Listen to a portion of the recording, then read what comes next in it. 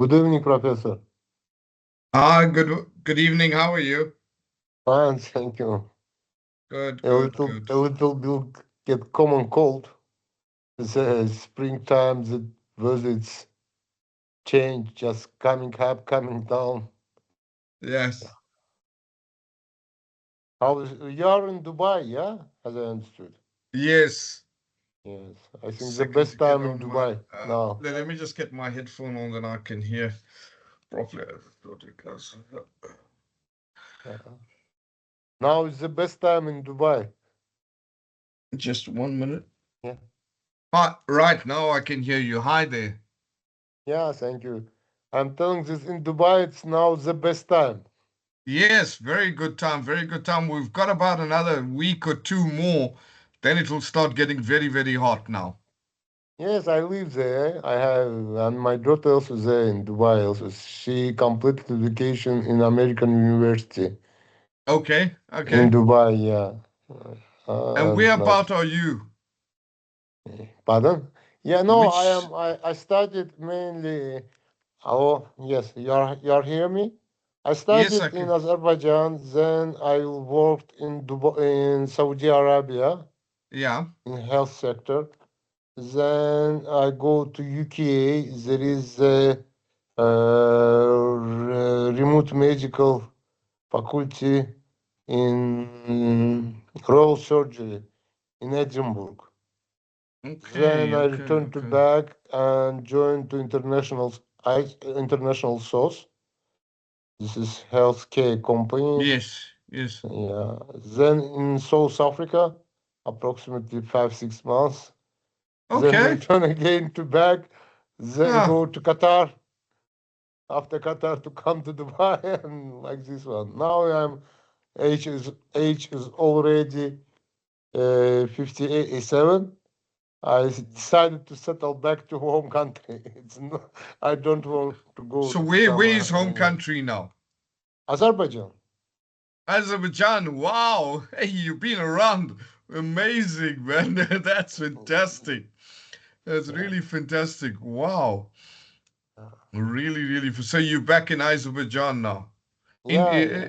Well, what's your capital there? Baku. You're in Baku, Baku. yeah, yeah. Okay, okay, okay. All right. Last COP 29, it was in Azerbaijan, as you remember. It's Yes, 3 months. yes, Yeah. yes, yes. And we'll have the Formula One Grand Prix coming up next day as well. Yeah, yeah, already 7 years. You know, when this all citizen already was bored from this because 1 month before, 1 month after, the Yeah. city center it is going like zoo. Everywhere, everything is closed, like zoo. Oh, I know, but very exciting, very, very exciting. Yeah. Amazing, man. Great talking to you, Liar. Enjoy the class, man. Yeah, thank you, sir. Thank you. Thank you, thank you.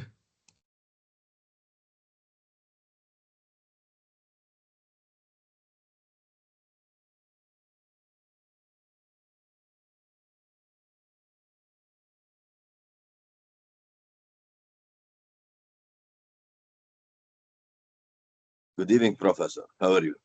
Hey, good evening, Ali. Not too bad in yourself. Good, good. I'm doing fine. Good, man. Good. Thank you. Good to have you on board. Last class today. Last class.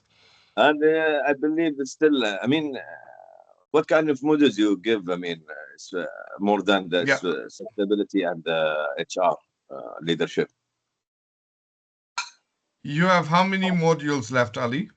Two, Two. Okay. strategic management and marketing. Strategic manager. Okay, so marketing is next. We're going to finish marketing by the end of April. And you'll Huh? be into so you would be in the June batch. You will come through Yes. June, July batch for the dissertation. Okay. Okay. Okay, fantastic, fantastic. I know where you're sitting. All right. Oh, let me just set up the class here and find everything.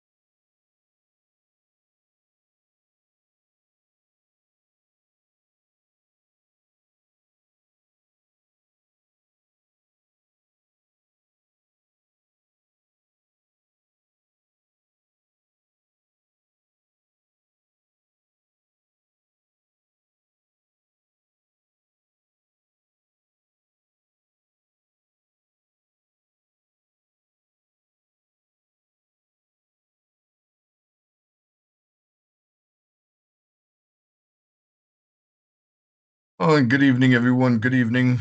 We're just waiting for everyone to join. We'll get started shortly.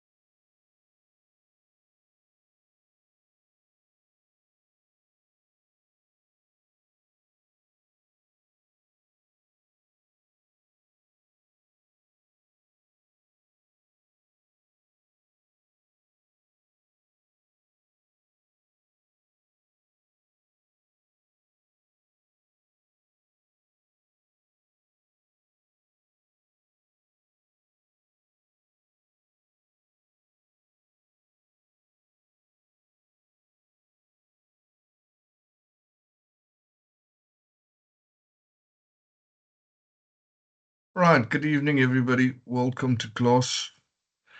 We'll give everyone another 3 minutes and then we get started. 7:33.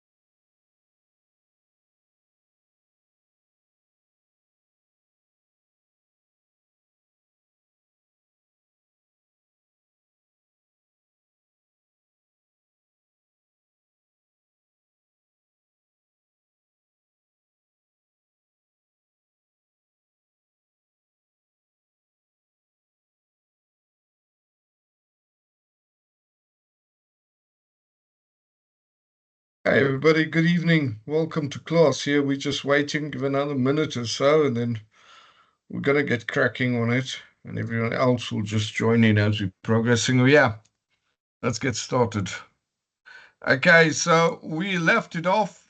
We're going to start now with the last section of this, which is the change management models.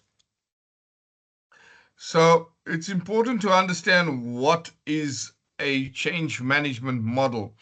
A change management model is a framework. It is a framework that will assist you or will facilitate the change process within an organization.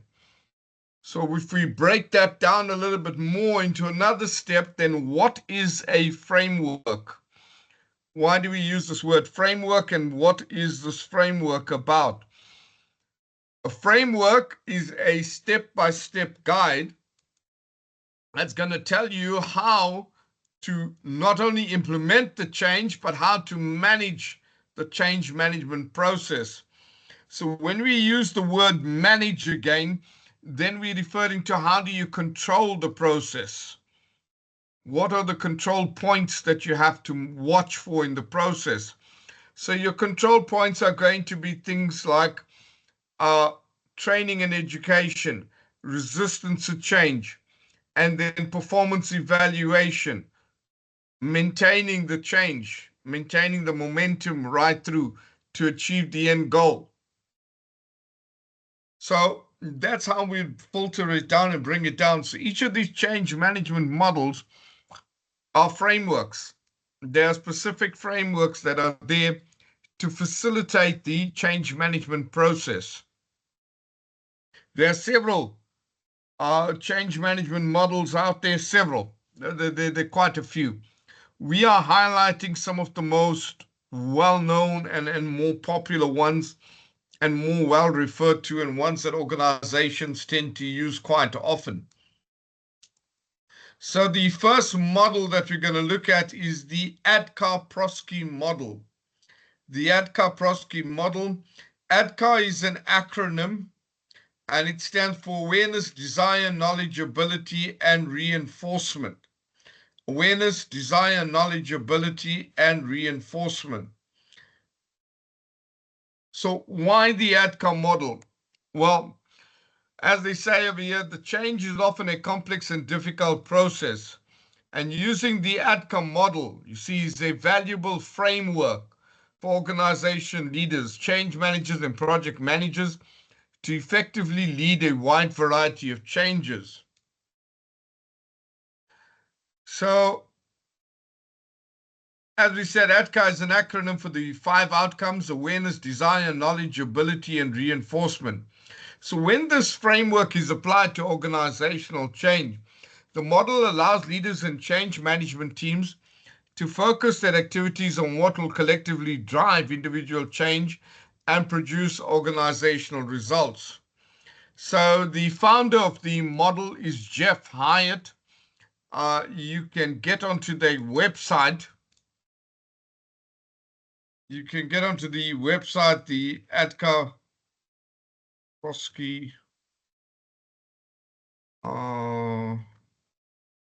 change model. I'm on capital letters.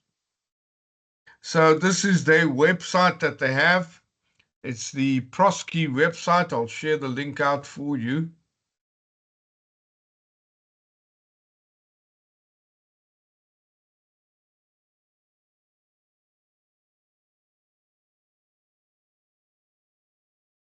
Is it there in the chat box? So they have a few ebooks as well. You can go in and have a look at it. It's free. Set your email on there and you can get it. And they're going into detail over here on the whole model as well. And how the model can be applied and used as well. All right. So let's look at each of those individually. Let's pick each one of these up. Okay, let's look at it from the whole point. So the framework of the ADKAR model, it's used to identify gaps within the change management process. By breaking down a change into the parts of the ADKAR model, you'll be able to see where and why a change is not working well. And with this understanding, you can then address the barriers that are holding people back, or provide effective coaching, or take the necessary steps to improve change success. Sorry, just 1 second.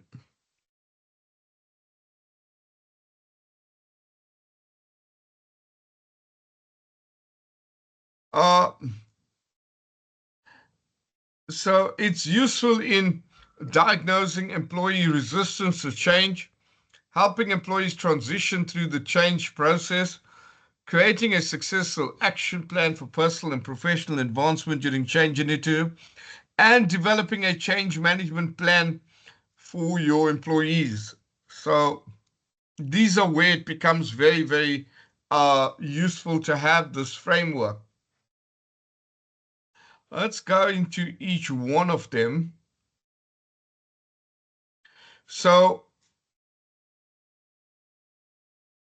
when you take just an example, just an arbitrary example over here, that we want to look at an example of personal change, and we want to look at adding a regular physical exercise regime.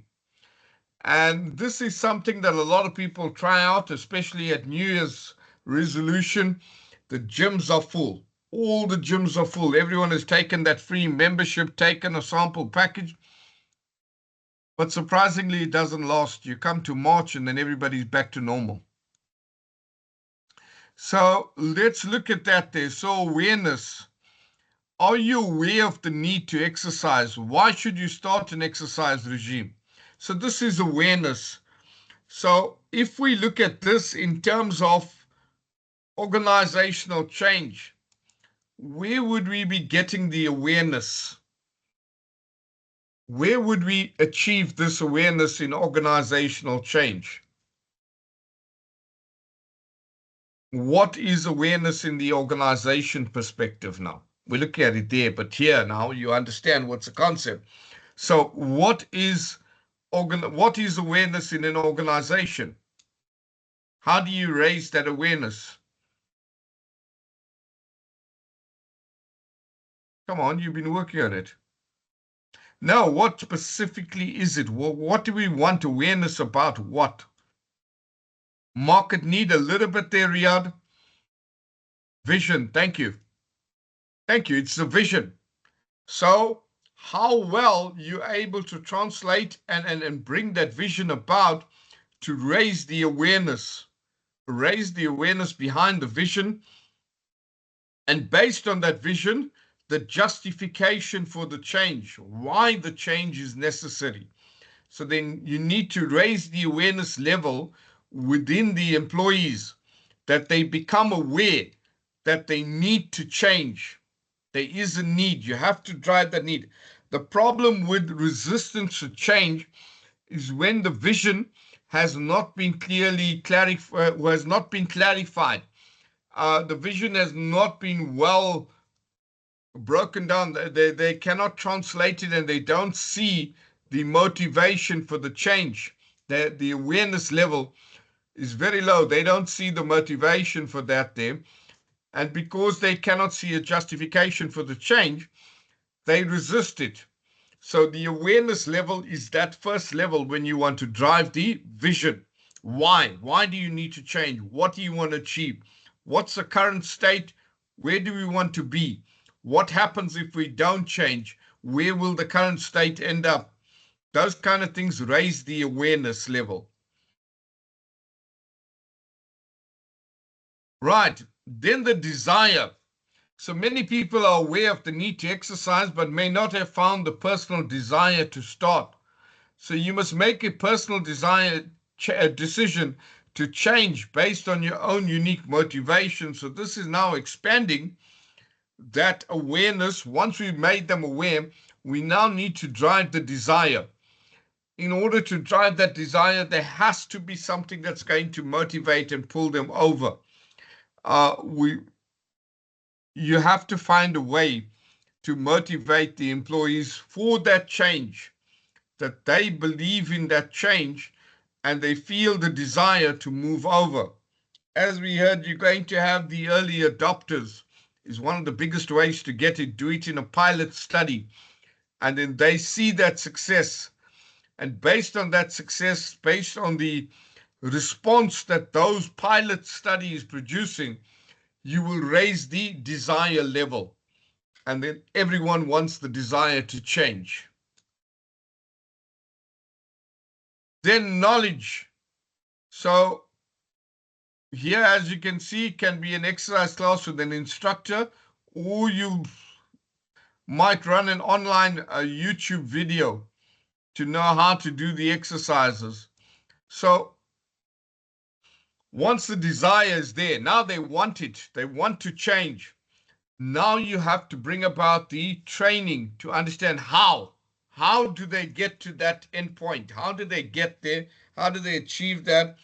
The training needs to come in, the knowledge that goes with that. So the awareness is the vision, the desire is the motivation, and now the knowledge, the how. How do we get across? And then, what did I jump out? Then the ability, part of the knowledge is the ability. So now you have the knowledge, the ability is the practical implementation. So you've gone through everything, now you have the knowledge, now how do you implement it? The ability is the implementation phase where you implement the change process, you implement what you've learned in the training and you practically apply that. Then you have reinforcement. Reinforcement is done to lock it in such that the staff don't go backwards. They don't fall back to their old habits. So we find ways to prevent them accessing their old habits, and we find ways to lock them into the new habits. Maybe there are some sort of rewards or whatever that they need to stay in that place and continue on that basis. So reinforcement is then locking it in, where you know you've reinforced it and you cannot flip back to your old way. You have to do the new method. You can't go back. So this is the ADKAR framework: awareness, desire, ability, knowledge, awareness, desire, knowledge, ability, and reinforcement. ADKAR.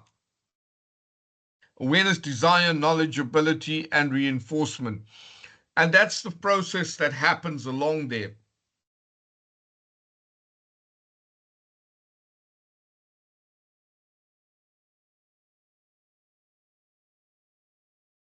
So here is as we apply it into an organization. So if the organization implements the new software and employees are not aware that any changes are needed, go back to get the example here. Sorry, I missed the example. Just as with the personal change and the exercise model, let's look at it in terms of an organization now. And the change we look at is implementation of a new software tool. So under the awareness, if the organization implements the new software and the employees are not aware that any changes are needed, their reaction can be, this is a waste of time. It was working just fine before. They never tell us what's going on. So on the other hand, if employees clearly understand that the old software version will no longer be supported by the vendor and that the new software will help them meet customer needs more effectively, you get a new reaction. How soon will this happen? How will this impact me? Will I receive new training? See how the change comes about. And then the desire. Once you've raised that awareness level, then you need to get the employees to be charged up and have that desire. So employees have personal motivations or barriers that contribute to their level of desire. And each individual has their own reasons for engaging or resisting with the process. So if an employee has no desire to change, they can be labeled as difficult, inflexible, pessimistic, or unsupportive. But the best person is their direct manager or supervisor. And they're able to translate this into an employee's context because they work with them on a daily basis. So they understand how to get them and drive them to accept the change process and understand it. And then knowledge, once we've built the awareness, we've raised the awareness, we've built the desire up, then we get to knowledge.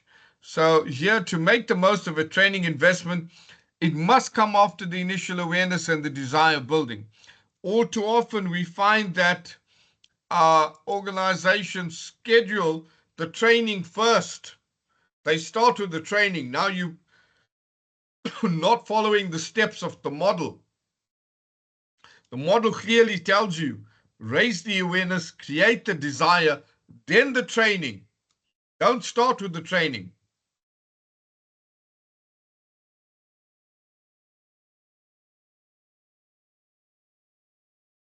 And then the ability is, once they've got the knowledge, this is the implementation. So ability is being able to put that knowledge into practice, and it's demonstrated where they can work, example, with this software in a live real-world situation. Now, if they have the knowledge, but they don't have the, the ability, then you'll get, these kind of responses. I'm not getting these steps right. I eventually get there, but it takes me twice as long. I understand the manual, as you can see there, but when I have to do it, I freeze. So this is where it says it's practice. It's practice. They need time to adapt to the changes, and we need to be there to support them and assist them and guide them.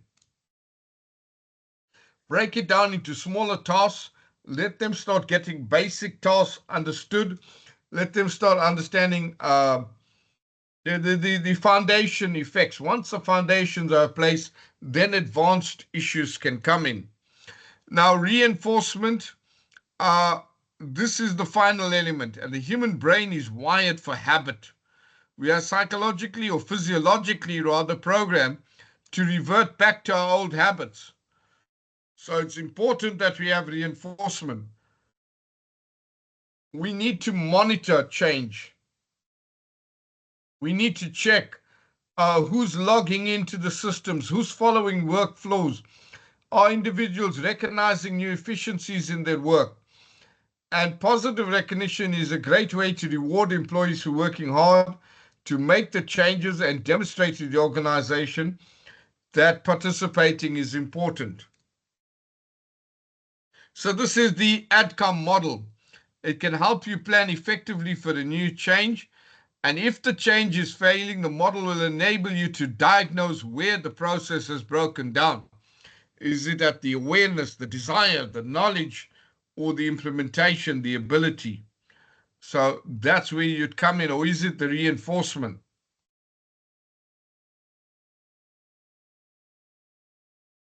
So ADCO also includes a little evaluation one that you can run with a scale of 1 to 5.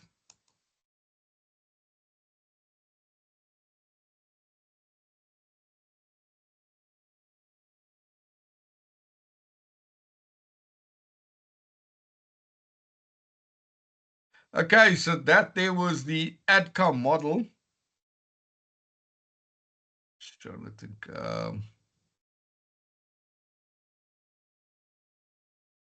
So there are 3 phases of the key activities. We review the performance. Where do we stand now? Are we activating sustainment? What is required to guarantee that the change is maintained? And then we transfer ownership. Who will take responsibility for the results and keep the process going? And the goal of this phase is to ensure that the project or initiative achieves the expected results by ensuring adoption and enabling the company to maintain the change over time.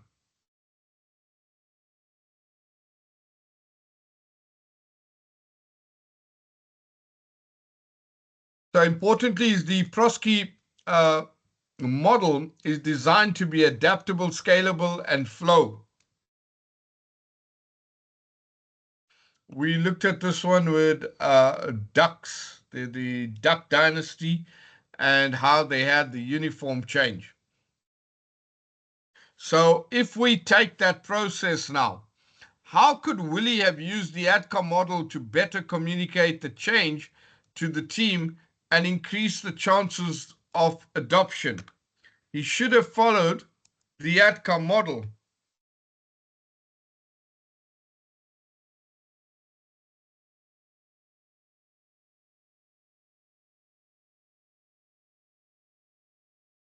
So if he raised the awareness, why they need the uniforms, then the desire, what's the benefit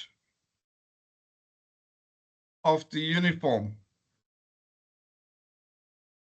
of wearing the uniform?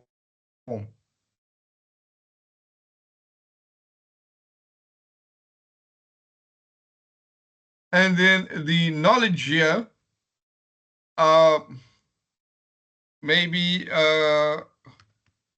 customer service could come in there. And then the ability can be training. And then reinforcement, check everyone arrives at work in the new uniform.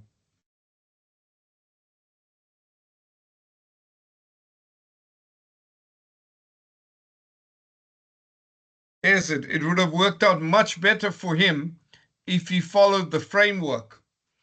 And then he would have had a lot less resistance to change, because he would have translated the need, why they needed to change, what was the requirement, why did they want to bring uniforms into the family business. But he hadn't done that. And this is where the fault comes in. So if he used the framework, he would have had a better chance of succeeding, rather than resorting to those strong tactics in the end, where he's threatening them that they have no choice in the matter. All right, the next model that we have is the Kurt Lewin change management model. So the Kurt Lewin change management model is a very simplified model. It looks at a cube of ice that is melted back down to its water state, and then that water state is then poured into a triangle mold and is refrozen in a triangle mold. So Kurt Lewin is a very simplified process, and it looks at change as a process with distinct changes, where you have unfreeze, change, and refreeze. So the first stage obviously is the unfreeze. That involves preparing the organization to accept that change is necessary, which involves breaking down the existing status before you can build up a new way of operating. And it's important that you develop a compelling message, the vision again, and the easiest to frame when you can point to tangible factors such as declining sales figures, poor financial results, worrying customer satisfaction. All these things can be used. Then the first part of the change process is usually the most difficult and stressful. This is where you cut down the habits, you break down old habits. And you can get strong reactions when you're breaking down the habits. People are used to doing things the way that they do it, and they don't want to break down those habits. So to melt the ice in the unfreeze stage, you need to determine what needs to change. By surveying your team or organization to understand the current state, and then you need to understand why changes take place. Use of a stakeholder analysis or stakeholder management to identify and win the support of key people within the organization, and then frame the issue as one of organization-wide importance. Create a compelling message about why the change has to occur. Use your vision and strategy as supporting evidence, and then you communicate this vision. You need to still remain open to employee concerns and address them in relation to the change. Everything, frame it back to the change. Don't talk without the change. Keep referring back to it.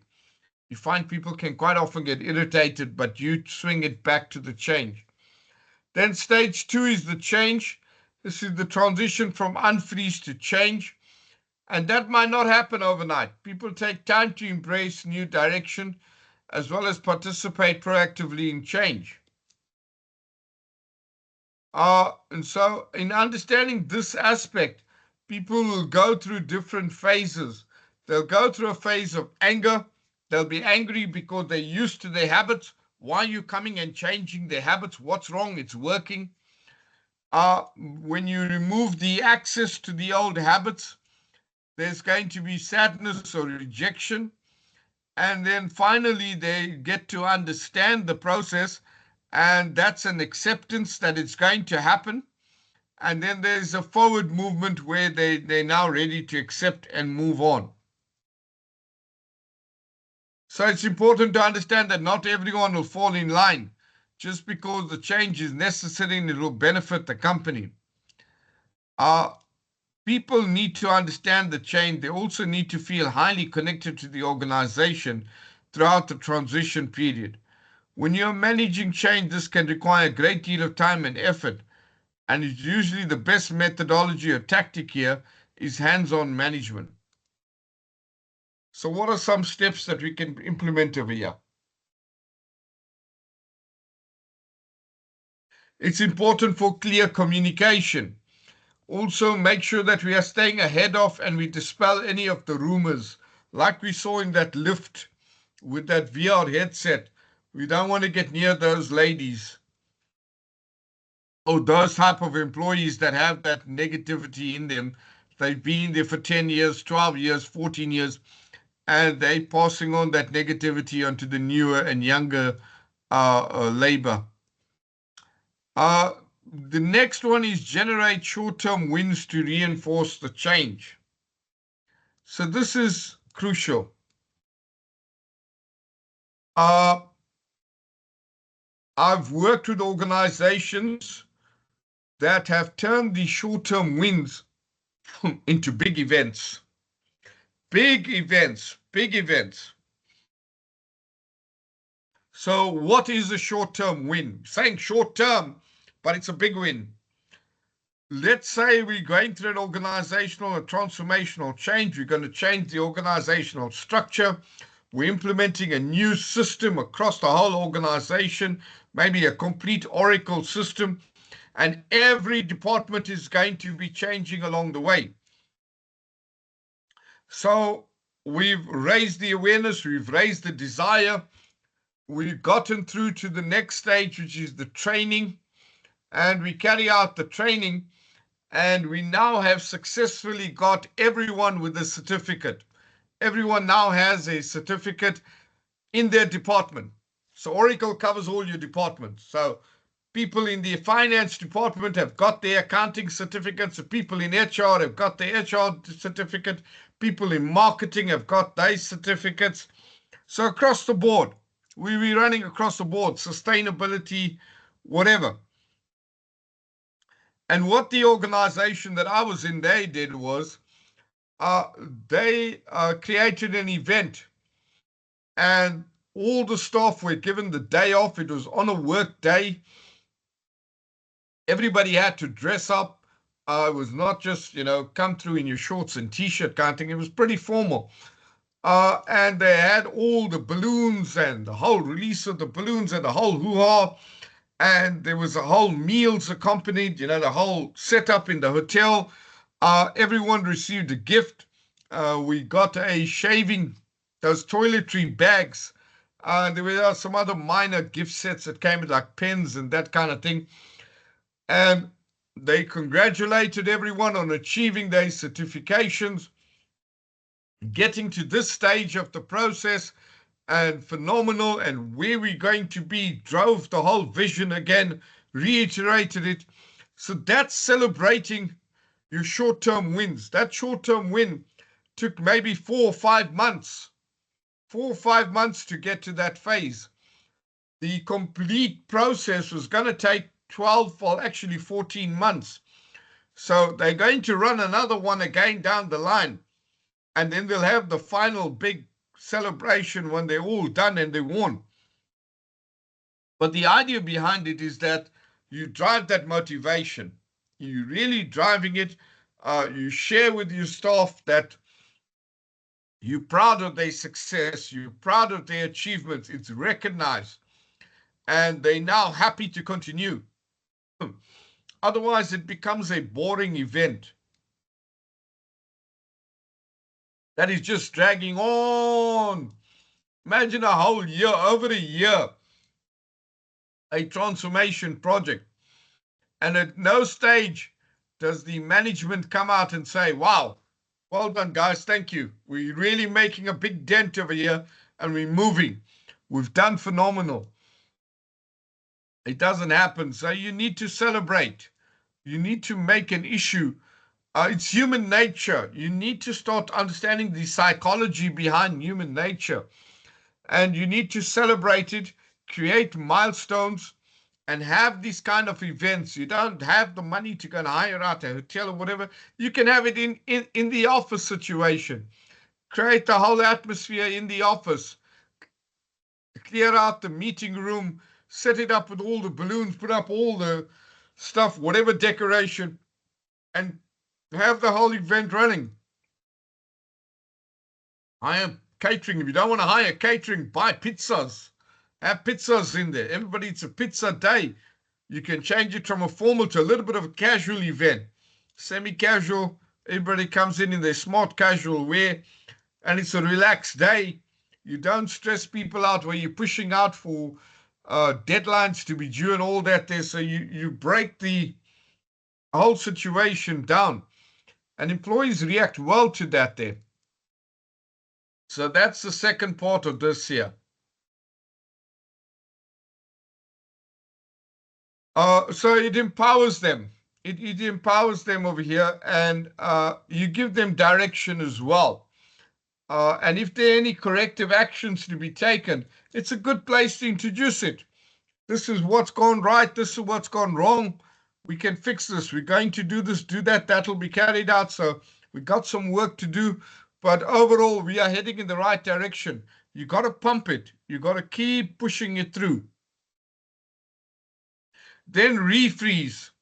This stage also need to help people and the organization to internalize the changes. And this means making sure that the changes are used. This is the reinforcement, and that they don't go back to their old habits. And the rationale for creating a new sense of stability is that employees get caught in a transition trap and they aren't sure how things should be done. So nothing ever gets done to full capacity. So you find it's a half-hearted effort, and they always want to go back because they haven't fully adopted the change process and they want to go back to their old habits. So here are some steps you can take to anchor the changes in your organization's or team's culture. Number one is identify what supports the change. Number two, identify barriers to sustain the change. Number three, ensure the leadership support. And then create a reward system, as I was just saying. Establish feedback systems. Adapt the organizational structure as necessary. It's important. And keep everyone informed and supported. Stop the gossip. That's the biggest one, is stop the gossip. And then celebrate the success. It's very important. Okay, let's look at this short video on this Kurt Lewin model.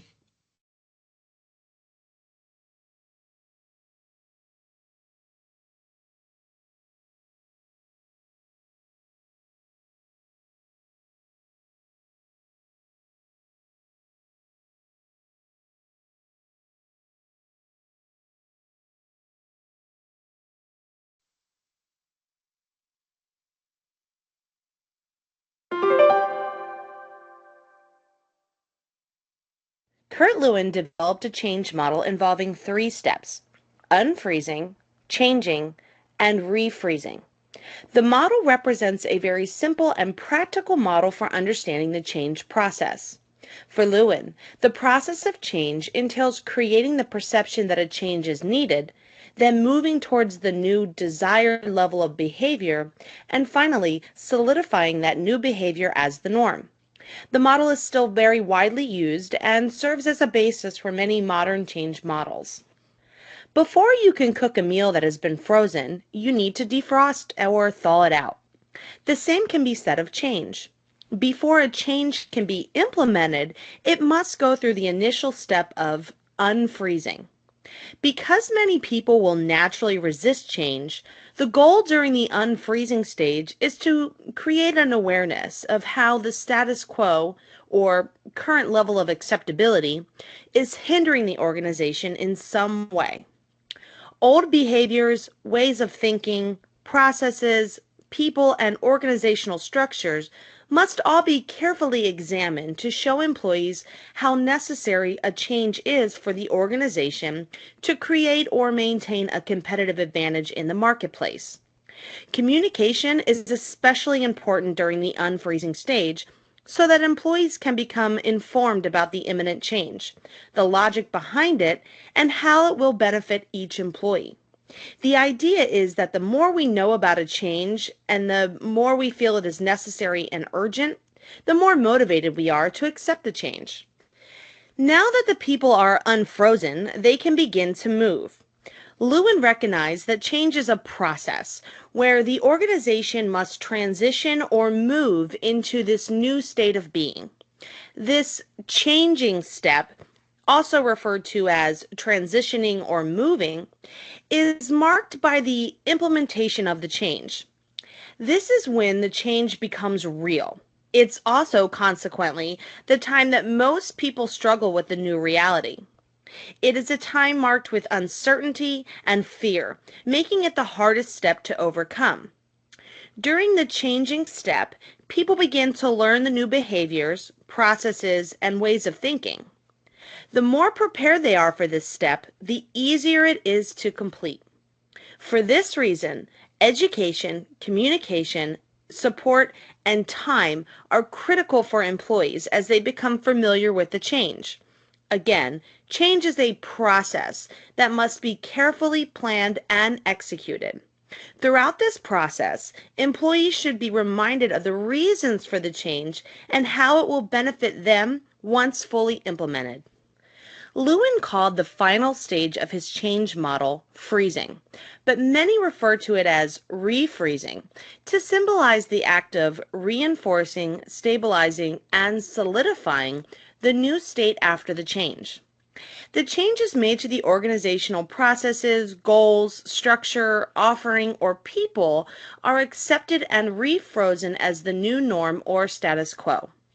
Lewin found the refreezing step to be especially important to ensure that people do not revert back to their old ways of thinking or doing prior to the implementation of the change. Efforts must be made to guarantee the change is not lost. Rather, it needs to be cemented into the organization's culture and maintained as the acceptable way of thinking or doing. Positive rewards and acknowledgement of individualized efforts are often used to reinforce the new state because it is believed that positively reinforced behavior will likely to be repeated. Some argue that the refreezing step is outdated in contemporary business due to the continuous need for change. They find it unnecessary to spend time freezing a new state when chances are that it will need to be reevaluated and possibly changed again in the immediate future. However, as I previously mentioned, without the refreezing step, there is a high chance that people will revert back to the old ways of doing. Taking one step forward and 2 steps back can be a common theme when organizations overlook the refreezing step in anticipation for future change. To better understand Lewin's change model, let's take a look at the following example. Kitty Chiropractic has decided to switch from using handwritten medical records to electronic ones. All of the staff at Kitty have always relied on handwritten medical records when performing their jobs and have expressed concerns about switching to the new electronic format. However, Kitty management believes that making the switch to electronic records will increase efficiency and reduce the amount of time that it takes to record patient information. First, Kitty management will have to spend time unfreezing the employee's belief that the old way of recording patient records is adequate. The management team will need to communicate the perceived benefits of the new electronic method, making sure to demonstrate how the pros outweigh the cons. The staff will need to understand how much more efficient the new method of electronic recording will be in comparison to the old handwritten process. Next, Kitty management will need to transition into the changing stage by implementing the new electronic recording system. This will mark a time of uncertainty in the Kitty staff, making it necessary for the management team to offer training and support as the employees become familiar with the new electronic system. Finally, Kitty management will need to refreeze the new method of recording into the organization's culture, making certain that the staff recognizes the electronic system as the new norm and the manner in which they will record patient information going forward. The management team should also recognize the efforts made by the staff members to learn and use the new system by offering them some sort of reward and praise. Let's review. Kurt Lewin developed a change model involving 3 steps: unfreezing, changing, and refreezing. For Lewin, the process of change entails creating the perception that a change is needed, then moving towards the new desired level of behavior, and finally solidifying that new behavior as the norm. The goal during the unfreezing stage is to create an awareness of how the status quo or current level of acceptability is hindering the organization in some way. The idea is that the more we know about a change and the more we feel that it is necessary and urgent, the more motivated we are to accept the change. Once people are unfrozen, they can begin to move into the implementation phase, also called the changing stage. During the changing stage, people begin to learn the new behaviors, processes, and ways of thinking. The more prepared they are for this step, the easier it is to complete. Lewin called the final stage of his change model freezing, but many refer to it as refreezing to symbolize the act of reinforcing, stabilizing, and solidifying the new state after the change. The changes made to organizational processes, goals, structures, offerings, or people are accepted and refrozen as the new norm or status quo.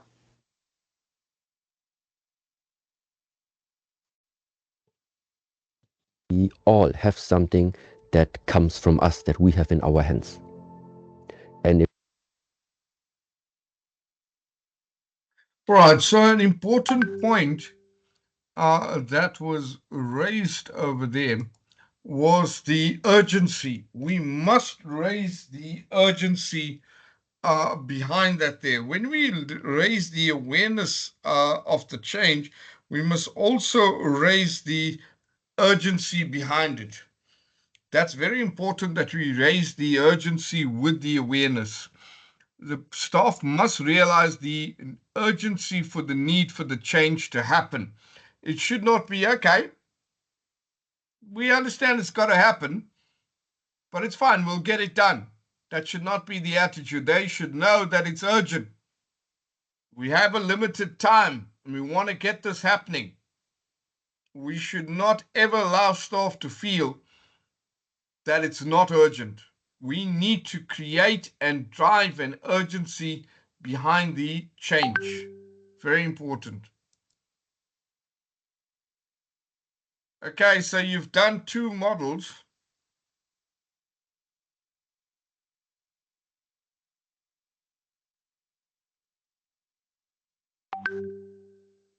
There are 2 models done before we get to the next 2 models. Yeah, you can put urgency as in a timeline. You have to create the urgency. The software, if you're talking about a software, is going to be obsolete in 3 months or in 6 months. And beyond that, there we will have a problem. So we need to archive, we need to train, we need to move, we need to get everybody up and running. You have to drive this kind of urgency. And one of the best ways to put it down is with a timeline. Have a time frame. That's the only way that you raise that urgency level up. And you should be able to do that. All right, let's pick up on the slides over here. The next two models, I want to take a break, and when we come back to pick up those two models, but I just want to see where we are. Okay, so we've covered Atkar Prosky, slide 26, the awareness, desire, knowledge, ability, and reinforcement. Then we got stuck now into Kurt Lewin's change theory, the unfreezing and unfreeze, change, and refreeze. And it involves moving the process to a new process. We will pick him up and we'll get him through to where he can get the banana. Yay, he got the banana. Okay. All right. That's the refreezing part of it. Okay, so Lewin's change management model.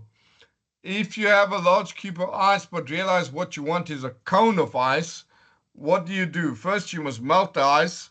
You make it amenable to change, unfreeze.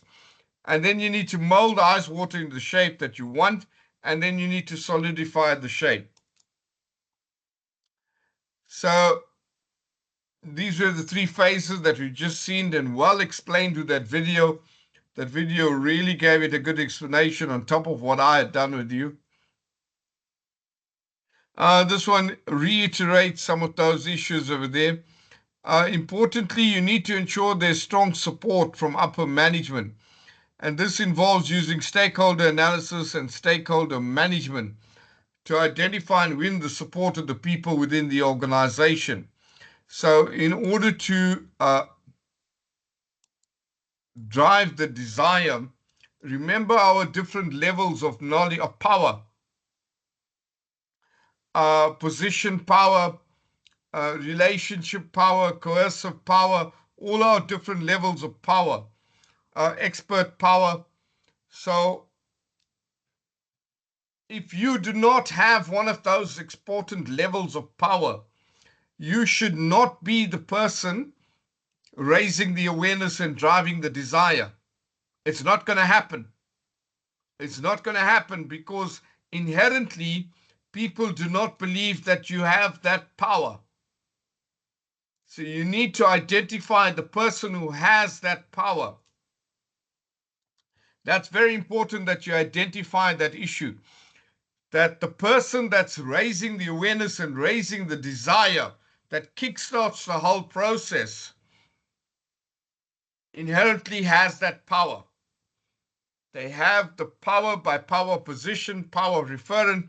All those powers sit with them. The maximum amount of powers are associated with them. So in other words, we're saying we want the top guys.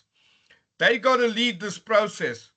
Yes, then to hand over and say, you will manage the operation process. So you've been appointed and you'll handle the transition where they're going through the training and the implementation and all that, and you reporting back is a different setup. But the initial phase, raising the awareness, raising the desire, if you do not possess that power and you're not at that level, you're not going to be successful. Because human nature, again, you're dealing with psychology, tells them, this guy's all hot air, all hot air. Let him get up there, and then you're going to hear the guys, okay, just leave that alone for now. We don't need that. Don't disturb. Everyone's busy with the big assignment now. We'll tackle your story later, Anish. Just leave it for now. That's the kind of gossip that's going to kick off. So you don't want that kind of gossip to kick off. You absolutely don't want that kind of gossip to kick in. So immediately you know right at the beginning, you don't have that power. Step back. Person with the power is the person that's got to raise the first two levels. Thereafter, by appointment, an announcement. They need to make that announcement. This will be the team. The team will be overseen by XYZ. Then the staff now attach that relationship power and that power that you've now been given that appointment and that you're an expert in it. It all builds up, but it needs to flow through. So you need to add that power base into it and understand how power links into the change management process.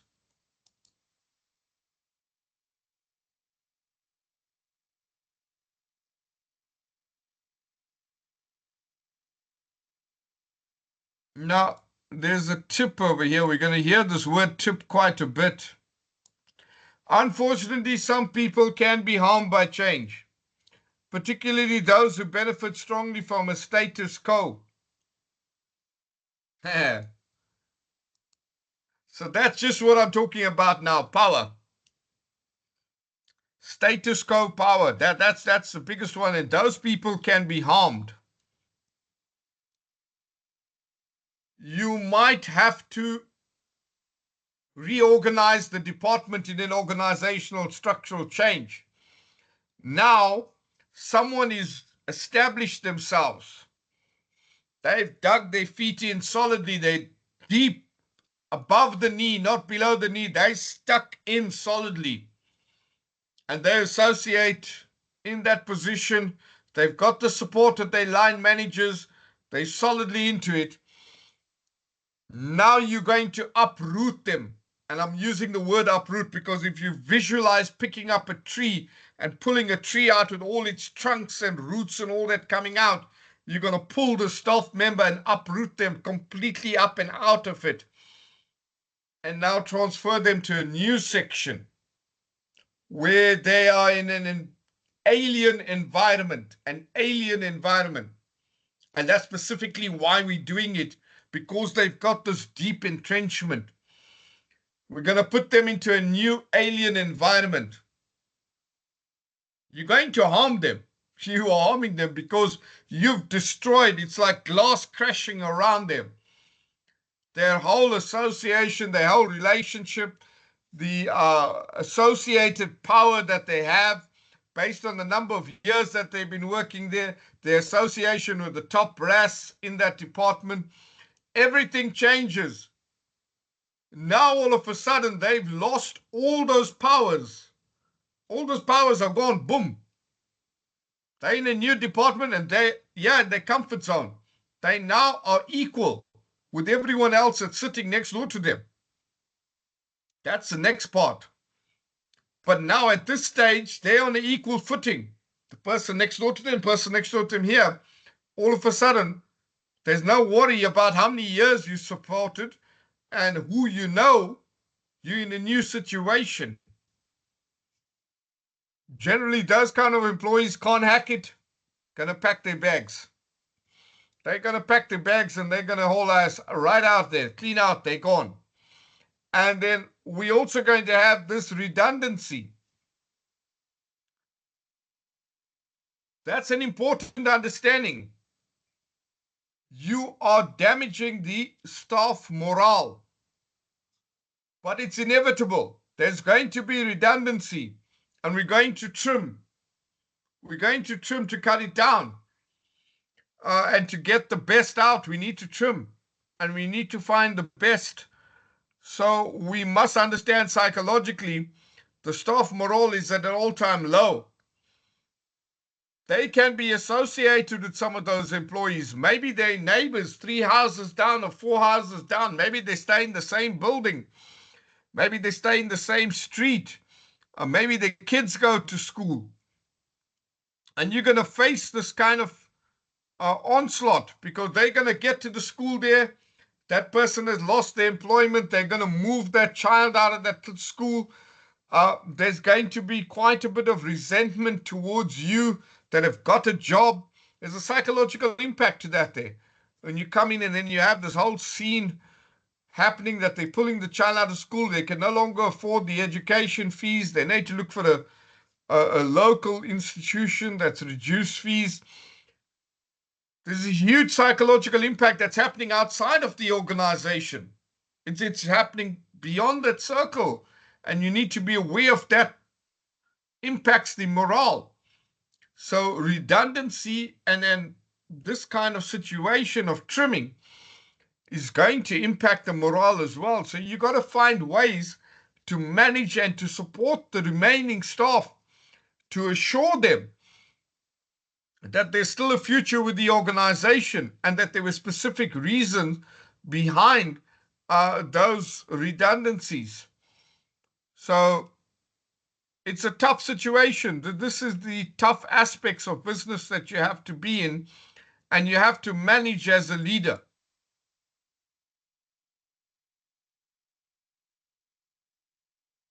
I've gone over everything that I was just chatting about and we've been going over. So it really drives it forward over here. Okay, they've gone to the next model here, which is Kotter. I just want to see. Right. So I've spread him around, playing around a little bit with the slides. We're going to take our break. We're going to come back. I've swapped it around. I brought McKinsey 7S first, and then we'll go to Kotter's. I will start with McKinsey first, then we'll go to Kotter. All right, let's go for a break. 15 minutes, Dubai time, 8:45. You check your watch there. 15-minute break. Thank you, guys. Catch you up now.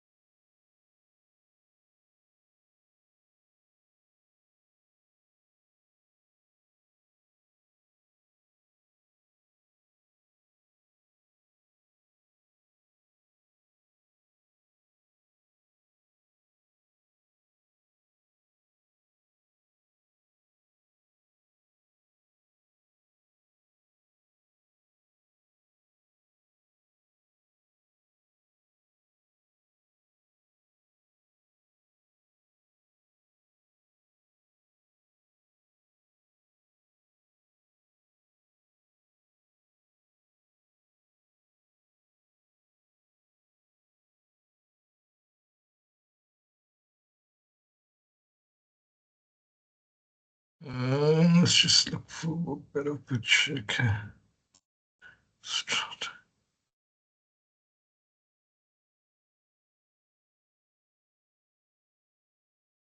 Yeah.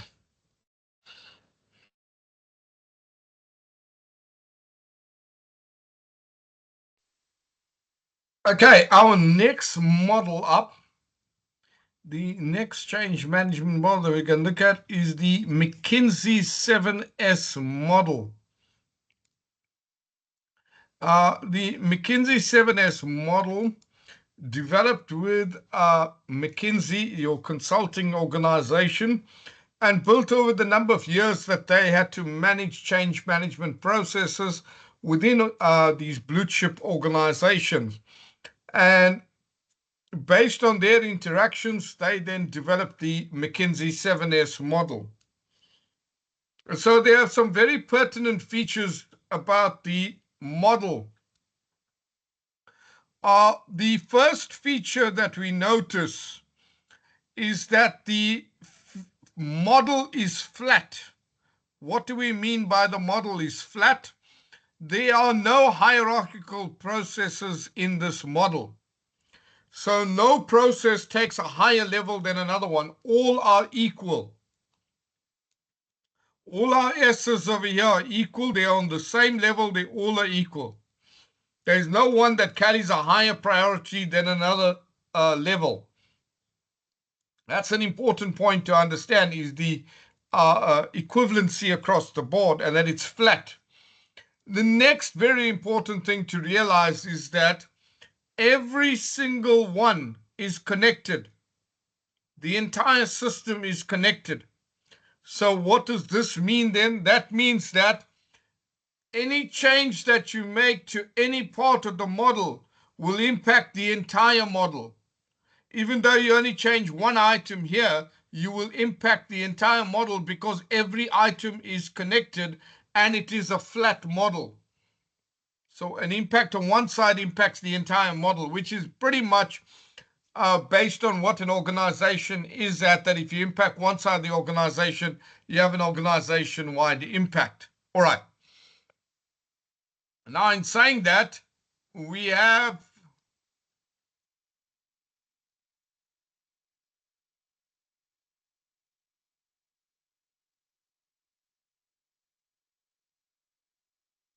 let's do this. Let's do this. Let's copy that out and pull that up. Easier for me to work with. Okay. Now, the model is divided across over here. The model is divided. And what do we have?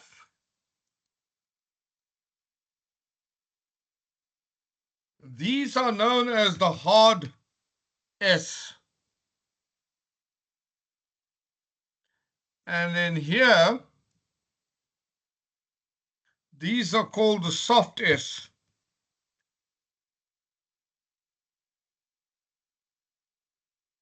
All right? So you have your hard S's and your soft S's. Now, basically, this takes us back to the early slide over here. If we go back to the first slide, and you see the relationship, there are two sides of change management. There's the technical side of change, and there's the human side of change. Two sides. Hard S's, soft side. So our hard S's are our technical side. That there is strategy, system, structures. The soft S is our people side. When we look at the people side of change, that involves skills, staff, and styles. So those are the two that sit there.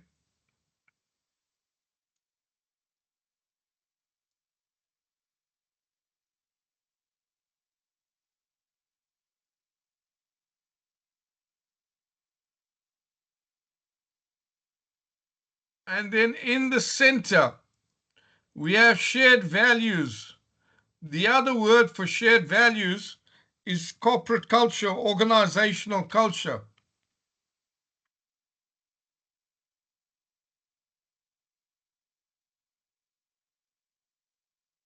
So that's how the model is set.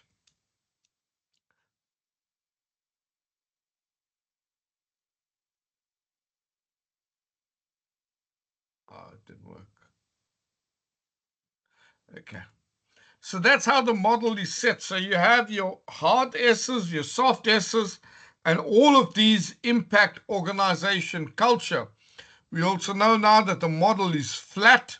There are no hierarchical systems, and any impact, any change on any of these systems will impact the entire model.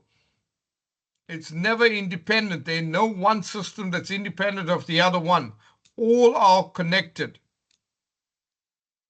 So let's look specifically now at how does this model work. So the first S is the strategy, the hard S. There we're looking at how do we able to get an advantage over our competitors. There's no need to carry out change if we're not going to get an advantage out of it. So what is our strategy? How do we intend to achieve our objectives? How do we deal with the pressure of the competition? What changes in customer demands do we need to meet? And how will strategy be done to include sustainability? Because in a modern area now, we need to have sustainability in our strategy. Then we look at the next S is structure. This is the organizational structure. What are the hierarchical levels? How do various departments coordinate activities? Do they work vertical in silos, or is there horizontal integration?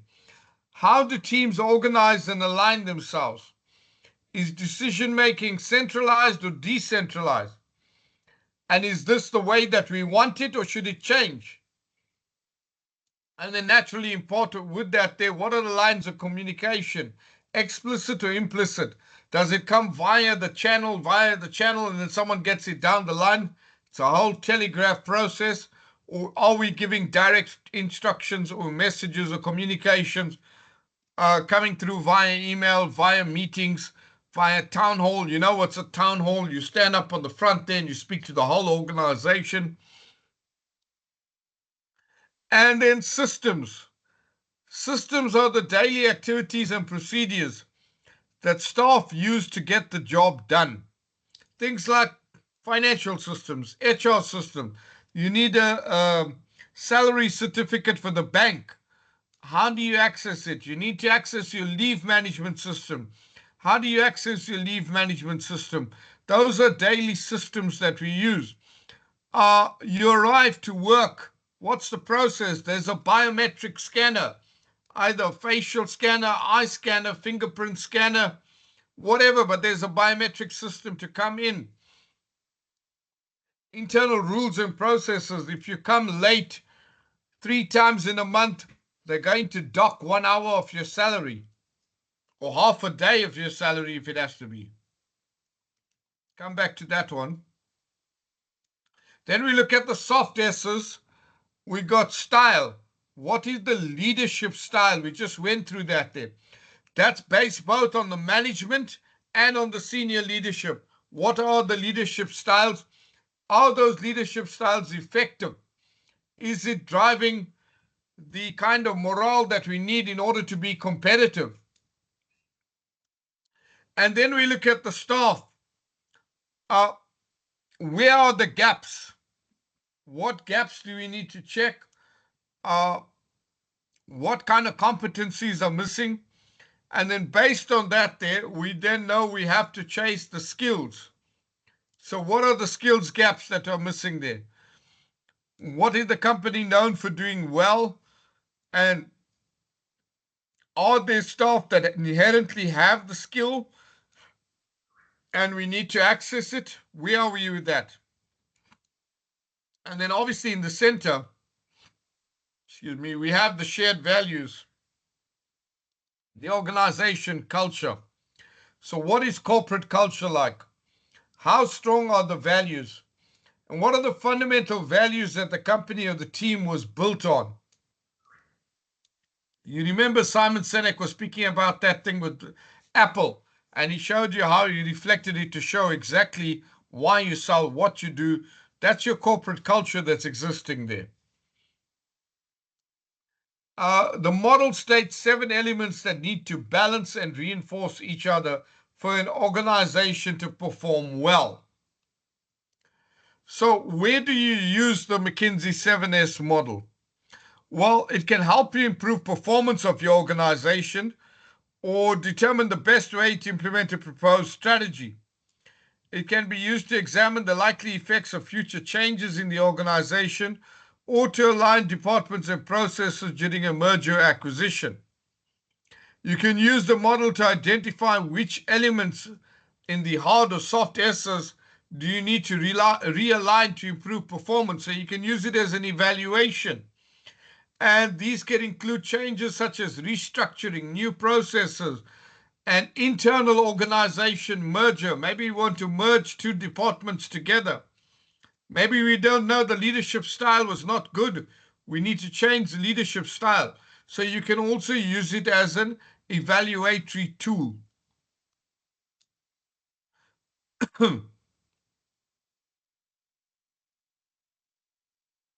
Some examples out there.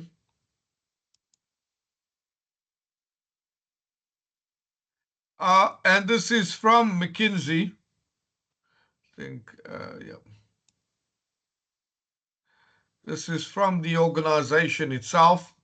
Enduring Ideas, the 7S framework. So it was introduced in the late 1970s. And it came out in a book that they had out called In Search of Excellence.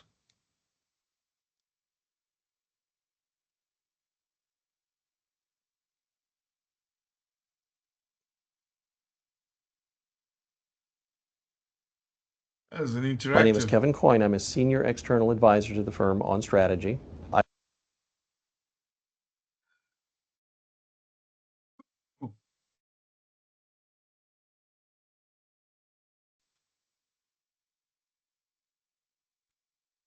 I was with the firm for 28 years and led the strategy practice for part of that time. The 9-box framework was based on some work that McKinsey did for General Electric in the early 70s. General Electric, by that time, had somewhere in the neighborhood of 150 different business units. The matrix grew out of the realization that you want to separate the ability of a business to generate cash at this particular time from your desire as to whether you want to put more cash into that business for the future. And so there needed to be a model to estimate, compared to each other, which business would be the most attractive ones to put cash into. But there had always been this question of which divisions deserve most attention. One way you could theoretically solve this, but it's very problematic, is frankly just rely on each business unit's own projections of its future. And that gets to be a bit of a game of liar's poker, because whoever has the most optimistic outlook produces the nicest set of rising profits in the future if only you'll invest now.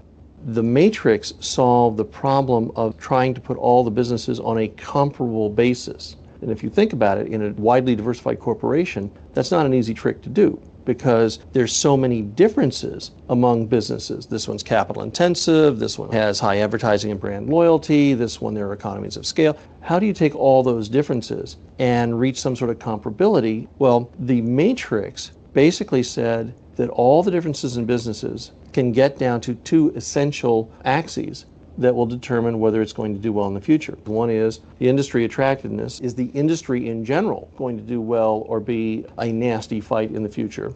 And the other is variously called the competitive advantage, the competitive position, the competitive strength of the business. Is this particular business likely to do better or worse than that industry as a whole? The basic 2 axes of the matrix of industry attractiveness and competitive position have stayed stable for a very long time, frankly in testament to the power that they have. Where there has been a lot of evolution is in how well we can define and how precisely we can define the position in each of those 2 axes. The underlying thoughts that created the matrix are even more important today than they were before, meaning the ability of a company to handle diversity among its divisions but make coherent decisions about resources across those divisions is a bigger problem today than it was then. A simple example, Porter's 5 forces did not exist when this matrix was first started. So even the basic framework of structure, conduct, performance, those basic things didn't exist at the time the matrix was first invented. So the sophistication in the industry attractiveness has gotten better. Similarly, competitive strength of the business or competitive position. We have much more sophisticated ways to think about sustainable competitive advantage now than we did then. Even the first formal definitions of what constitutes a sustainable competitive advantage weren't really codified until the mid-'80s. To keep it simple, they tend to use only 3, the invest, grow, the selectivity earnings, or the harvest, divest. But they're not meant to be so completely deterministic that you stop thinking when you place the dot. Strategy is not about spotting the dot. The matrix sorted the priorities of where you put cash. It was not meant to be the final answer. It was the first answer. This is something I want to invest in. This is something I want to harvest out of. This is something I will give money to if I've got money available. You then still have the problem of, well, what's the best use of that money? Almost every business uses some form of derivative of this concept. And the corporate strategy matrix that you have seen in more recent years, whether it was MAX, whether it's the portfolio of initiatives, this concept was the antecedent of those. It's actually still used today in various forms, and it has also served as the intellectual forerunner of a number of the more modern portfolio models.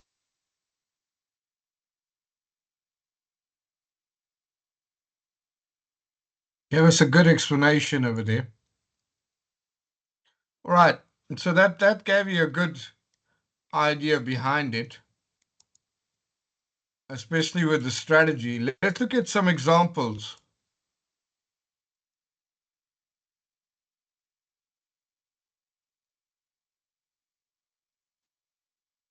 So 6 famous companies that use the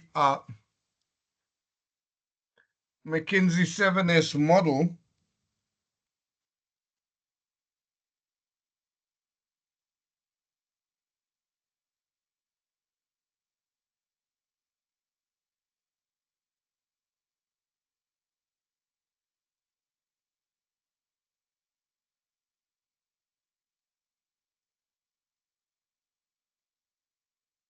Got a template in here as well. Okay.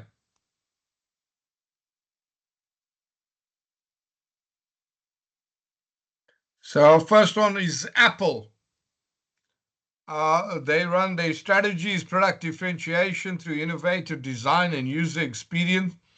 They operate a flat and decentralized organization structure that focuses on cross-functional collaboration. Their systems, their business maintains a strong focus on quality control and customer satisfaction. Their shared values are simplicity, creativity, and perfectionism. In the skilled side, they employ a highly skilled workforce that maintain an understanding of technology and design. Staff, strong emphasis on quality hiring and retaining top talent. Style, it's a visionary leader who focuses on innovation. Then you have the McDonald's Group. And you can go through that there, and you can see strategy is a global fast food chain with a standardized menu and efficient operation. They have a centralized organization that focuses on efficiency and consistency. Their systems, it's a strong focus on quality control and operational efficiency. On the skills, they have a highly trained workforce in customer service and efficiency. A strong emphasis on hiring and retaining motivated and efficient employees. And then hands-on management with continuous improvement. And they shared values of service, quality, cleanliness, and value. There's IKEA, Tesla. Their strategies provide disruptive electric vehicle and renewable energy.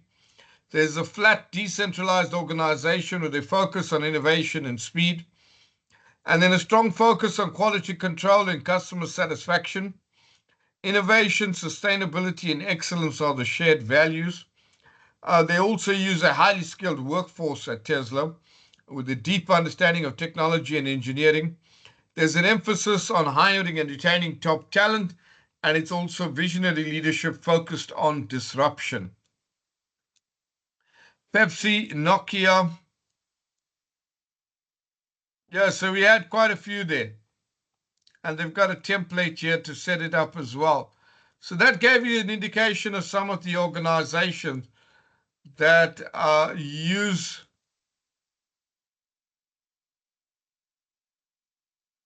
the McKinsey 7S model. No, we've done that one.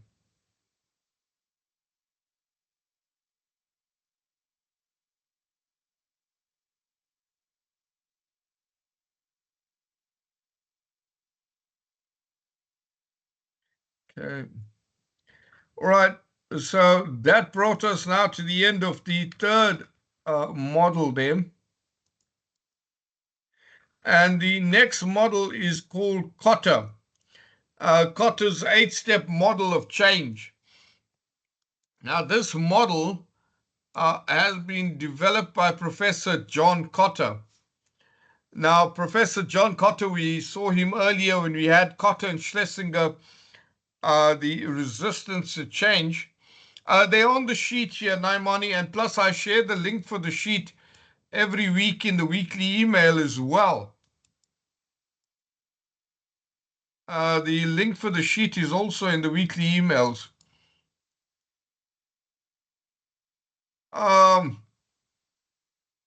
So Professor John Kotter was an employee at McKinsey, and he had done this test with developing this model after running a change management process at over 200 organizations. So rather than me get stuck into it, we're going to use a lot of videos from him. He provides a lot of videos from him into the process and how the model is used. So we're going to hear directly from the horse's mouth over here. He's Professor Emeritus at Harvard University. When you achieve Professor Emeritus, that's Professor for life. In other words, you have a certain high-ranking status within the organization. He's Professor Emeritus at Harvard University and retired. So the first step of the Kotter model is what we are chatting about, was creating an urgency.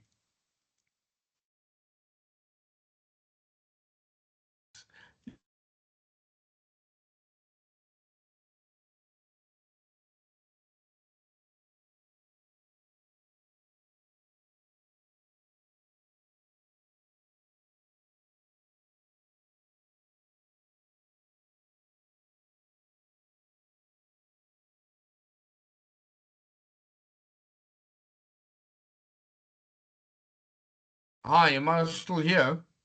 Can you hear me? You were frozen for a Hello? little while, Doctor, but now it's I was back. frozen for now I'm back. Okay, all right. I got a bit concerned there as well. Okay. All right. So here we have, as we said, you can discuss the opportunities that are there and what the benefits would be from accepting those opportunities. So importantly is that you drive the urgency behind it. So we're going to listen to him through each of these steps. Let's listen to the first one.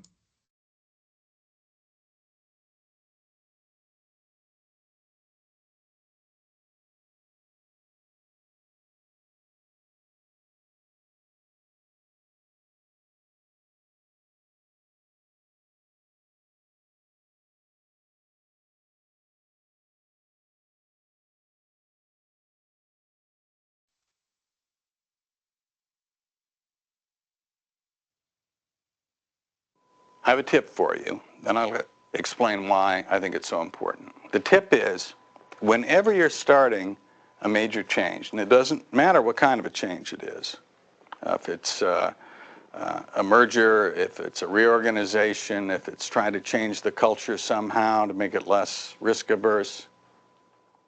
The first step is always getting a sense of urgency up among the people who will be affected, getting complacency down, and also any other negative feelings, anxiety, anger, nothing else. That's first. Now let me tell you why it's important. The vast majority of cases that I've studied over the years, that is not where people start.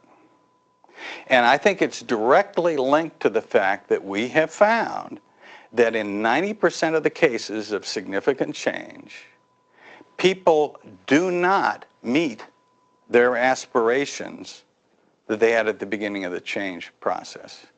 And in 20 to 30%, they will admit the whole thing was a complete failure and they had to abandon it or start over again. If you look at that 10% that do meet their aspirations, they get it done on time, on budget, without huge amounts of pain, always you find them starting with this sense of let's get some urgency up that there is a problem, that there is a need for change, and complacency down. What do people often do besides that? They appoint a task force and they say, this is your mission. Very common. They take 2 or 3 smart people and they hire a consultant and they go off into a room and start working on the solution to the change problem. They do either one of those, but with a veil of secrecy behind it. Always with the logic being, we don't want to worry the troops. The people have got to get their jobs done today. We've got to meet quarterly results. Worst case, it gets out to the press, and that creates a problem that could even affect our stock price. The problem is, if you don't get urgency up first, it's almost like you don't create a solid basis on which you can build this new, different, changed organization. And if you do anything else first, it might work for a little while, but eventually when you're trying to, even when you're trying to pull people in to be a part of the change team, or if you're trying to get information from other people to create that strategy, or if you're trying to communicate that out, the basis isn't there for people to hear it, to want to hear it, to understand it. With complacency, people go, what? What's this all about? Why are you bothering me? What? This is a waste of time. So you got a brilliant strategy, and nobody wants to even hear about it because they don't get why you're worrying about the strategy. Or you're trying to pull Harry into this team that's going to make this thing work, and Harry's got 112 other things to do on his agenda. And maybe he politely says, okay, I'll do it. But he treats it on priority number 22. He comes to some meetings, misses some meetings, and is, for all practical purposes, useless because he didn't have the sense of urgency. This is, from the point of view of making big changes, a huge issue. People get it wrong all the time. You don't have to if you understand that simple tip. He's brilliant. He's absolutely brilliant. All right, let's go into the next step. The next step is forming a powerful guiding coalition. So the powerful guiding coalition is what I spoke about in terms of power. These are the individuals that have the power, the various types of power. So you need that coalition to set up. They have to show that power, that the change is coming from that depth of power, and that they support it, and there's no such thing as, oh, this guy's hot air. You know what? It's not approved. Guaranteed he's just chatting on his own. Wait till they hear about it. They'll shut him down. But when it comes through with the whole force standing behind it, you cut down all that noise. Everybody keeps quiet and listens. They accept. So it's important to develop and form a powerful guiding coalition. Then the vision. You develop a vision and a strategy. Here it can be you determine the core values, the strategies for realizing the change in the organization, and you ensure that your change leaders can describe the vision effectively in a manner that people can understand and follow. And then step 4, you communicate the change in the vision very often powerfully and convincingly. You need to be a bit of an orator like Barack Obama, where you stand forward and you bring the change. You can do it. You handle the concerns and issues of people honestly and with involvement. So let's go back to the professor and listen to him again.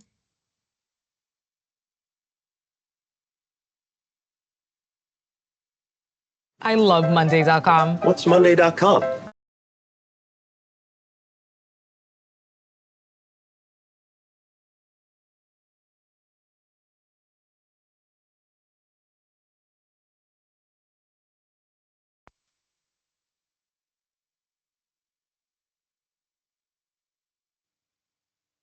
Okay, I have a tip for you, and then I'm going to back up and Everyone who explain starts, why I have I a tip think for you. it's important. The tip is, when you're trying to communicate some new vision of the future, some new strategy for getting there as a part of a major change effort, watch out how much and where and what are the vehicles for communicating, because it is very, very. What are some of the vehicles for communicating? What would be some of the vehicles that we can use to communicate?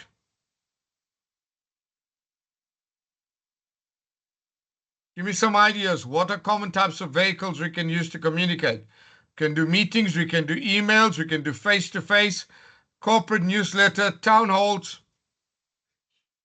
On the nail, on the nail. Excellent. Love it. Everybody's awake.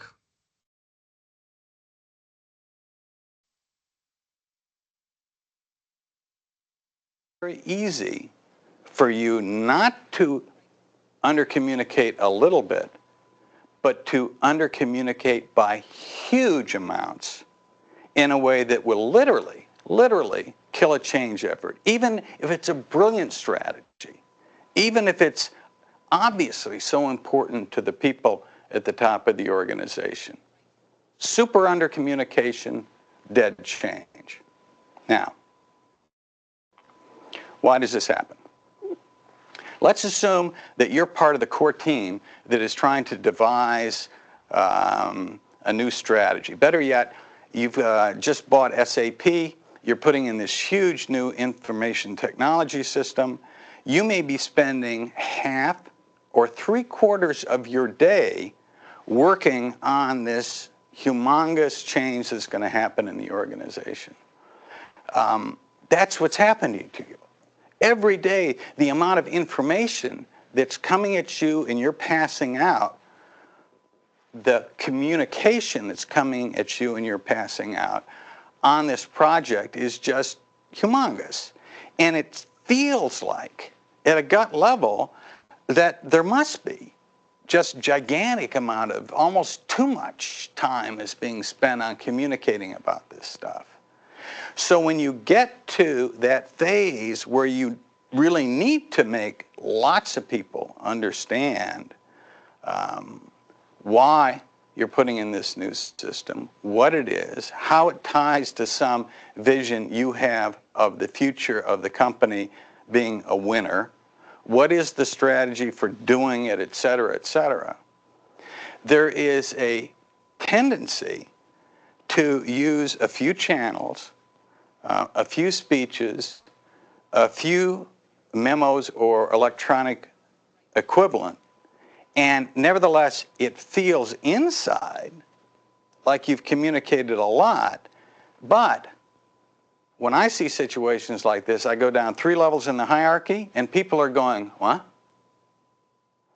Because in their lives, if you look at what they're doing and you look at the time that the communication came at them as a part of their lives, maybe it's 1/10 of 1% or 1/100th of 1% of the time in their week. And of course, with data being blasted at them constantly, it gets totally lost. They don't know what's going on. And the problem wasn't just a little bit of undercommunication, it was a huge amount. Can you do something practically about that? Companies do. The 10% that get it right do. They find new vehicles, they use interesting emerging technologies, they find ways to be efficient, and that's the key, not driving resource after resource into a gigantic communication program. They find ways to efficiently use what's going on to beam out information in lots of different ways to lots of different people constantly. Not once a month, but daily. And that is phenomenally important in trying to push a change along and make it successful. So, one way, so what we have over here is that we have 2 levels in our staff. We have staff that have access to email and the computer. That we can tackle. What happens there is that we include a nice banner where we're updating what's happening. We change that banner every week. We bring on a new one. We give updates. That can come through. So on every email that they send out, that email has got that banner attached to it. We can drive it forward with that. So that comes through as part of the communication there. Now, our big problem is the ones that don't have access to a computer, don't have access to email. Then the next one is what Riyadh has got there is town halls. Town halls is where we meet them. Now, as he says, on a normal day, they have tons of data hitting them. So this isolates it, and they're now focused on you. There's no one else chatting to them, no one else speaking to them. So that's one of the most effective ways to run it. The next one is sticking it up on notice boards where they will see the notice board. They come in to sign off for their job for the day. It's there on the board. They get to read it. They get to see it. You can have it in your toolbox talks, the morning talks that you have with the staff. The supervisor or the line manager would have that morning team talk. They can chat about it there, raise it up there, discuss it there. So understanding who has access to which vehicle of communication is important. And then who needs to know what. So that's where we separate everything and we set up a communication plan. It's not just a random thing. Oh, okay, send them out this. Okay, tell him to go and speak to them. It must be a communication plan that is set up and that is working, and then you evaluate it again to see, are you achieving? Is that strategy working? Do we have to change it? Do we have to find another vehicle? So it's this constant change that's going on. Okay, the next one is removing obstacles. What do we mean by removing obstacles?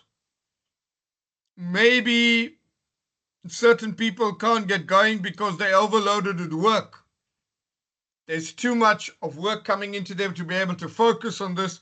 Maybe we need to reduce their workload. Variety of things that we can do to remove obstacles. Maybe they don't know how to do the process. We need to implement training. Any of these things can happen, and we need to remove the obstacles for them to facilitate them to go forward. All right, let's get into the next one of his.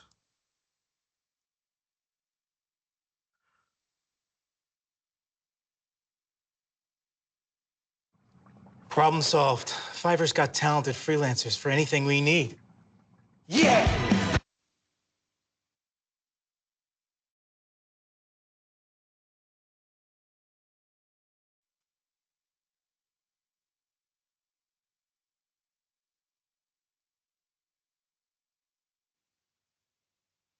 Here's a tip, very simple. Then I'll explain why it's so important, at least in my opinion. In a change process of any kind, if it's significant, you have to, in the words of somebody a long time ago, win over the hearts and the minds of people.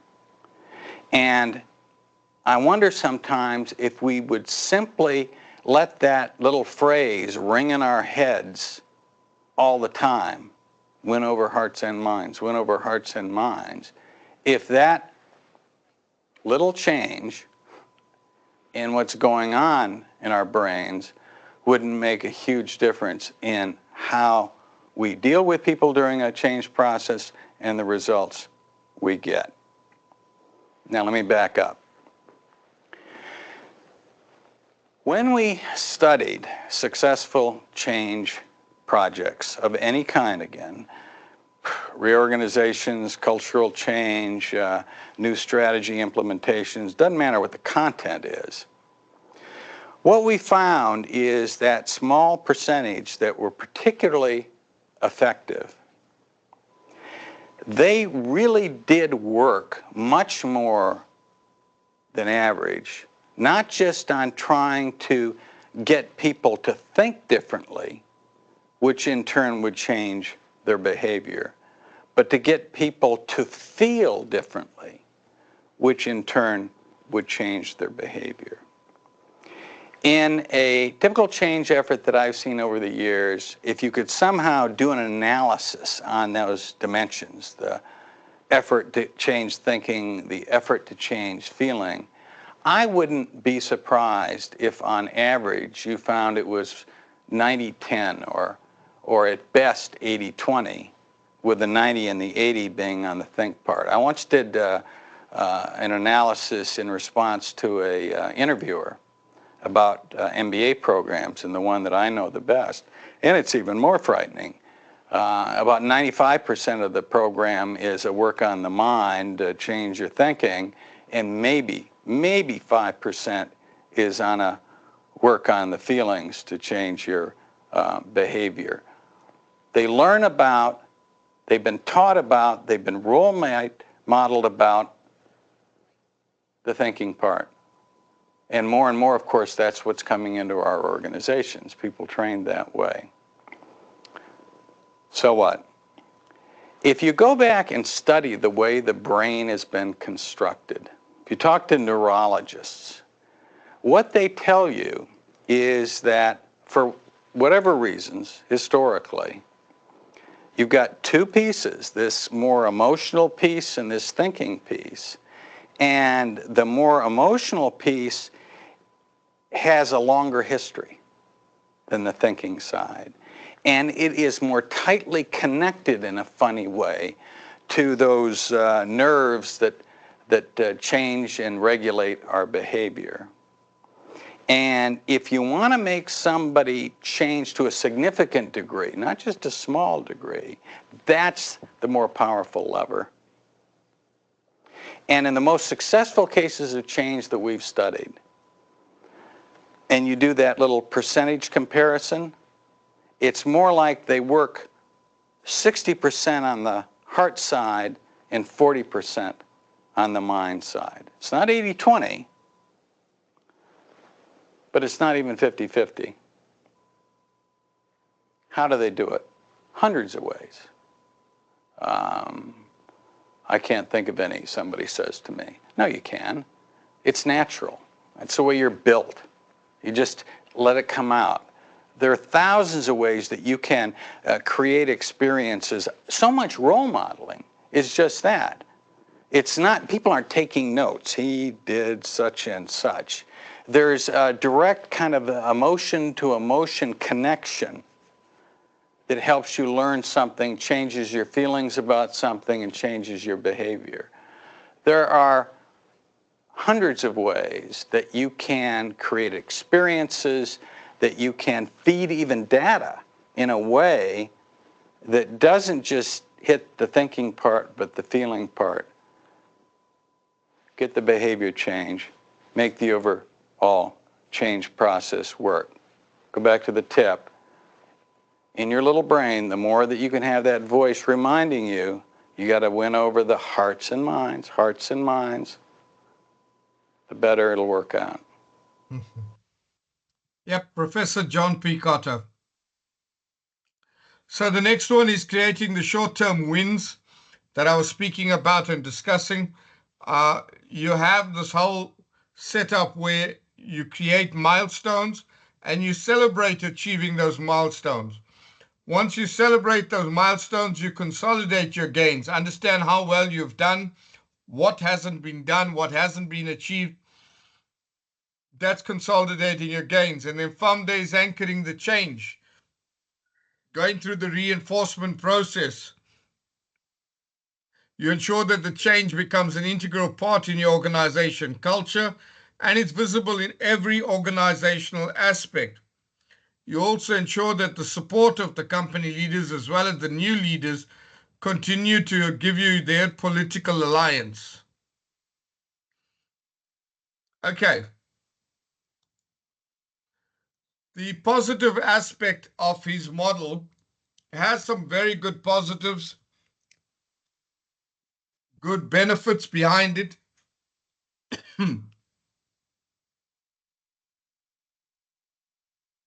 Is that it's an easy step-by-step model. 8 steps, and you can get through it, and it gives you guidance on the entire process. It's also easy to implement. There's a lot of emphasis that's placed on preparing and building acceptability for the change instead of the actual change process. He's very strong on that. The big disadvantage is that you have no flexibility. You have to follow his model from step 1 to step 8. You can't swap around. The second problem is his first step.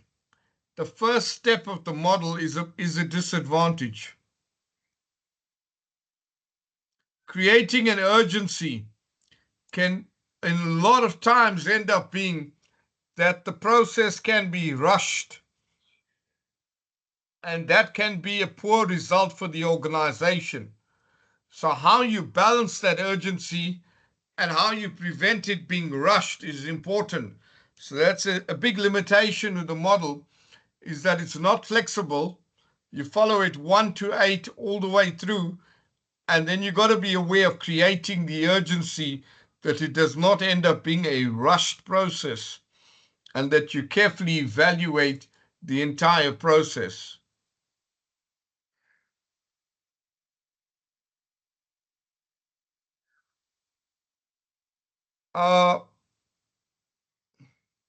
Now let's look at how this can actually help an organization. Let's listen to how we can use the 8 step to actually help an organization, how it's actually implemented. Work today is broken.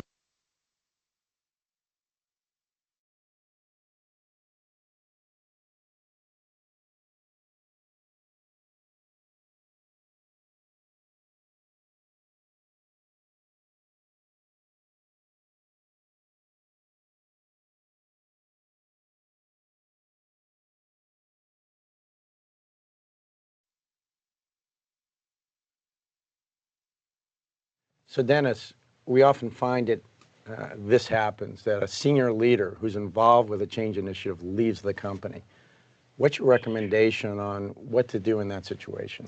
If it sits within the hierarchy, the initiative is being run from there, that's a very dangerous thing to have happen, because generally senior leadership has assigned that person to do that initiative. It's their job and everybody's following their orders or their objectives. And when they leave, it's a huge chasm and they're not sure what to do. My experience says a lot of times they lose the initiative. What I find when we use our process and somebody leaves the initiative, generally we have 2 or 3 people already leading that initiative, not just one person.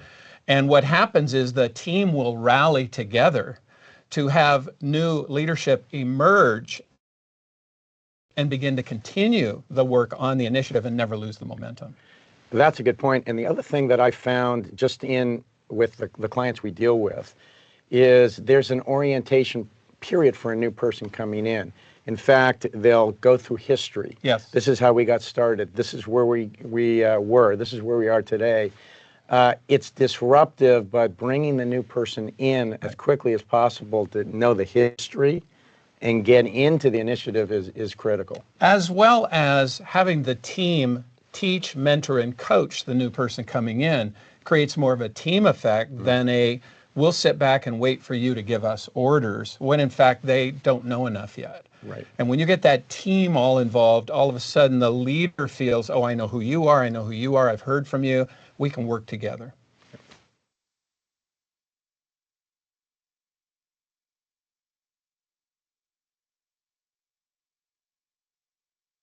Okay. So that takes us through another change management model, which is the 8-step change management model.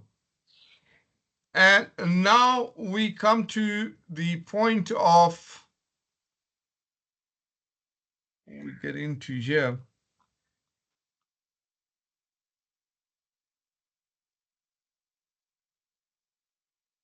Right at the bottom here, page 268. This is important information on the change models.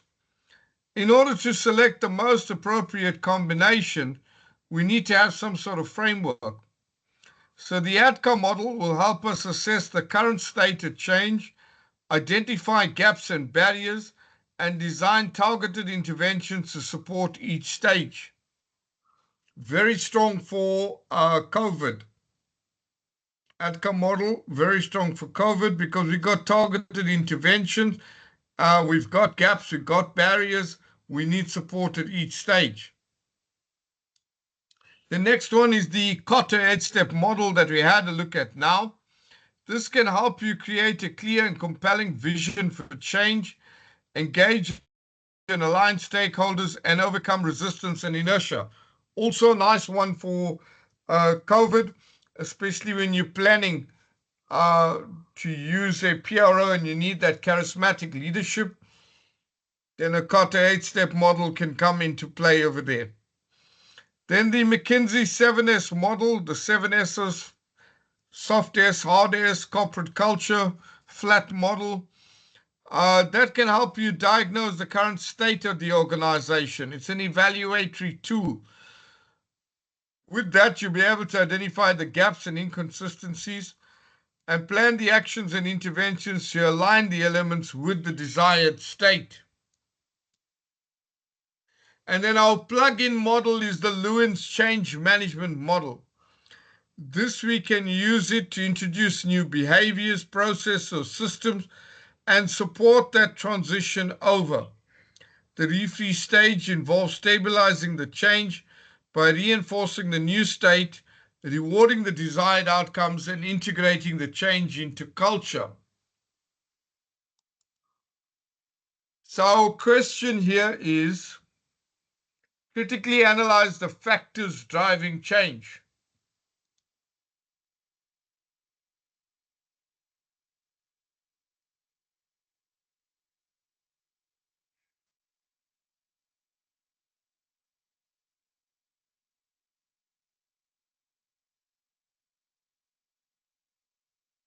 So here you have your external. Oh, let's take it up to our assignment sheet.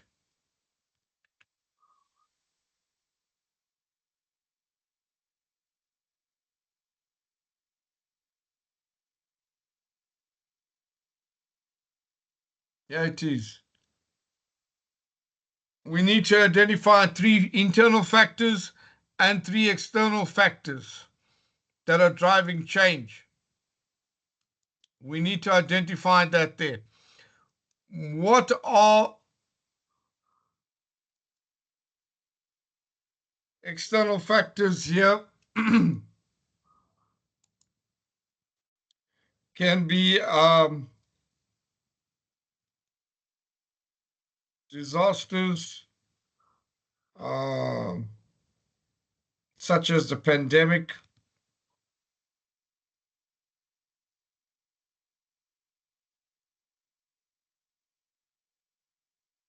government regulations, etc. You'd have to go through and set that up. So you need to identify 3 internal factors and 3 external factors there. So you've got external and you've got internal. That's the first part of that question. Then you apply 2 change management models to the organization.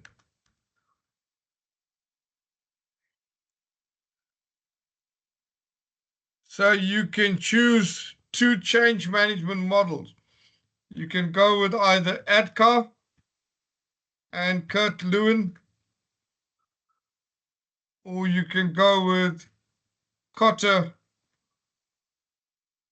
Kurt Lewin. Choose 2 change management models that you can apply to your organization. And then the strategies to overcome resistance is the one that I'll share with you. This is the one that I will share with you.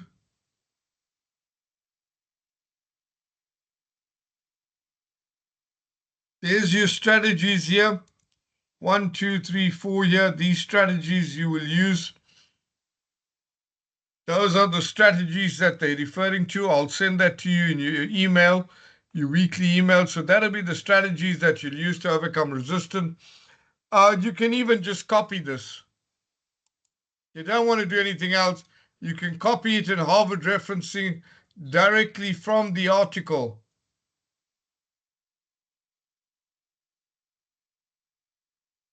There's the article. You can just put it directly as it is. You don't want to touch anything. Do the Harvard referencing straight from the article, bring it in directly with the Harvard reference and put this as it is. Take the whole thing, slap it in there, put the Harvard reference at the bottom, boom, done. As long as you correctly labeled it, correctly referenced it, no stress. Okay, then the next one was the one that we discussed, was develop a change management implementation plan along with a communication plan to address the new work from home policy. So we said we would use the new work from home policy, communication tools and apps, laptops and IT support, Wi-Fi, work hours, data management, wellness programs, cybersecurity, content access control, dress codes, backgrounds for online, policy update and leave requirements, vaccinations, so a whole bunch of stuff that we covered in there. And then the communication for the work from home, make sure that in addition to this here, we have a set vehicles for communication,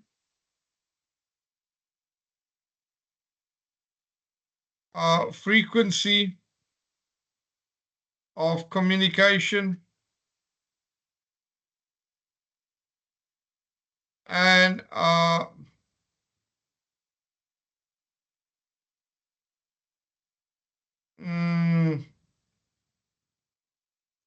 do I put this down?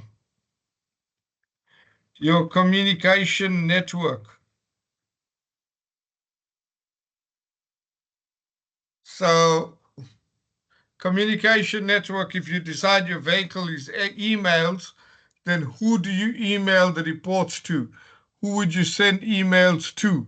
So you need to show that communication network of each department going through.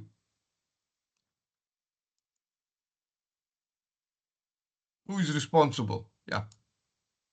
Who's responsible? So your communication network, who's responsible? Who's you got to report to, and who that person's got to report to. So you show that communication network. And then the implementation plan would come in over there. Okay, so that takes us there. Number 6, provide an overall recommendation and final conclusion to be given for the chosen organization. So over here under recommendation, we need to specify 5 advantages of work from home with reasons. We need to cover that. And then in the conclusion, you do the overall report addressing the shortcomings of the industry or organization during the pandemic. Look at why they might not have been suited to that situation.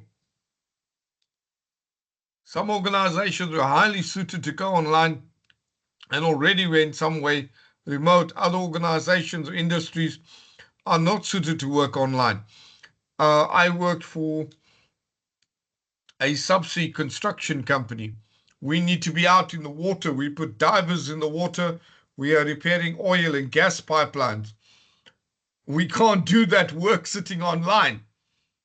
So you got to look at shortcomings of this here. What can we do? We can only send all the staff back home and put them off because there's no work. There's nothing that we can do.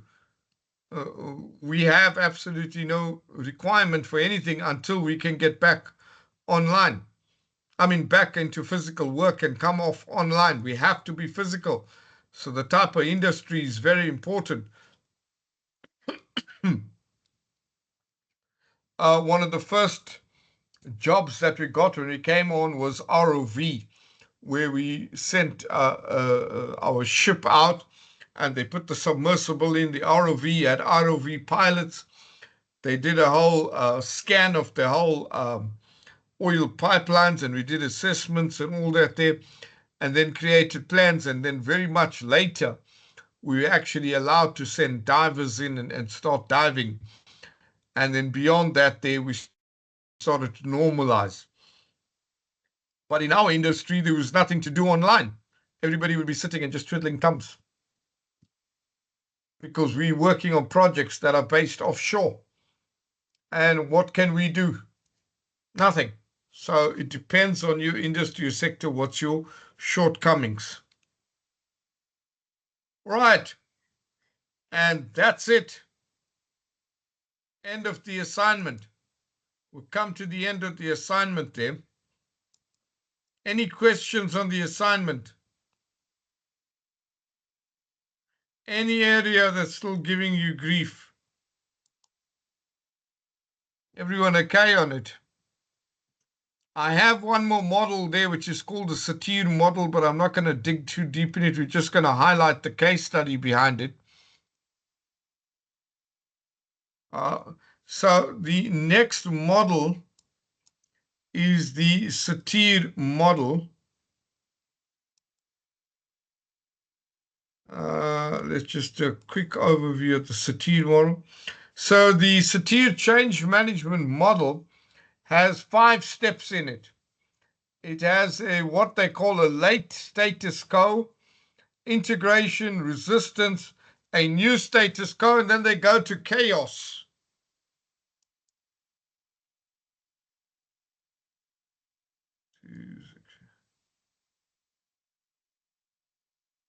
Rhonda, I prefer if you ask it over here, because then everybody gets a chance to share in the knowledge.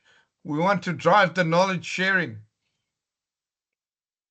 Hi, Rhonda. If you can put your microphone on, it would be fantastic. Hello, hi. Hi, brilliant. Thank you. Go for it.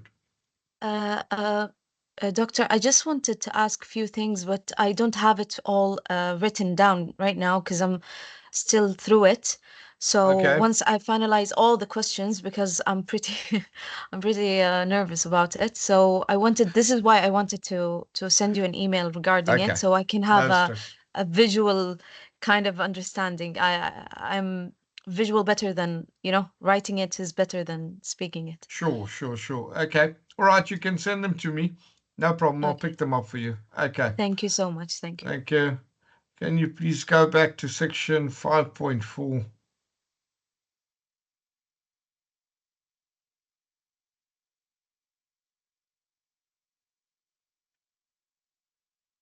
Right, yeah, what's up? I know, Moni. What about section 5.4? Do you not have the link for this page? Yeah.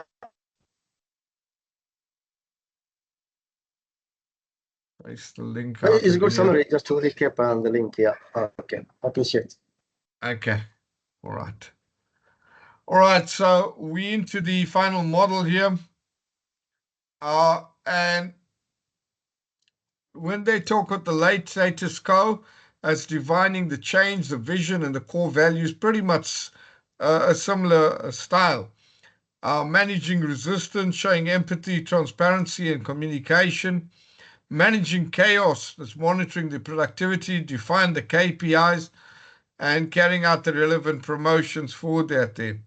Managing the integration, we celebrate the milestones. And then number 5 is managing the new status quo where everybody has moved over. It was brought about by Virginia Satir.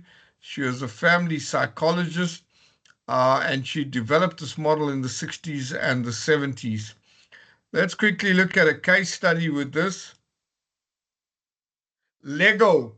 If anyone has got children, they will know Lego. Lego has a phenomenal application for parents.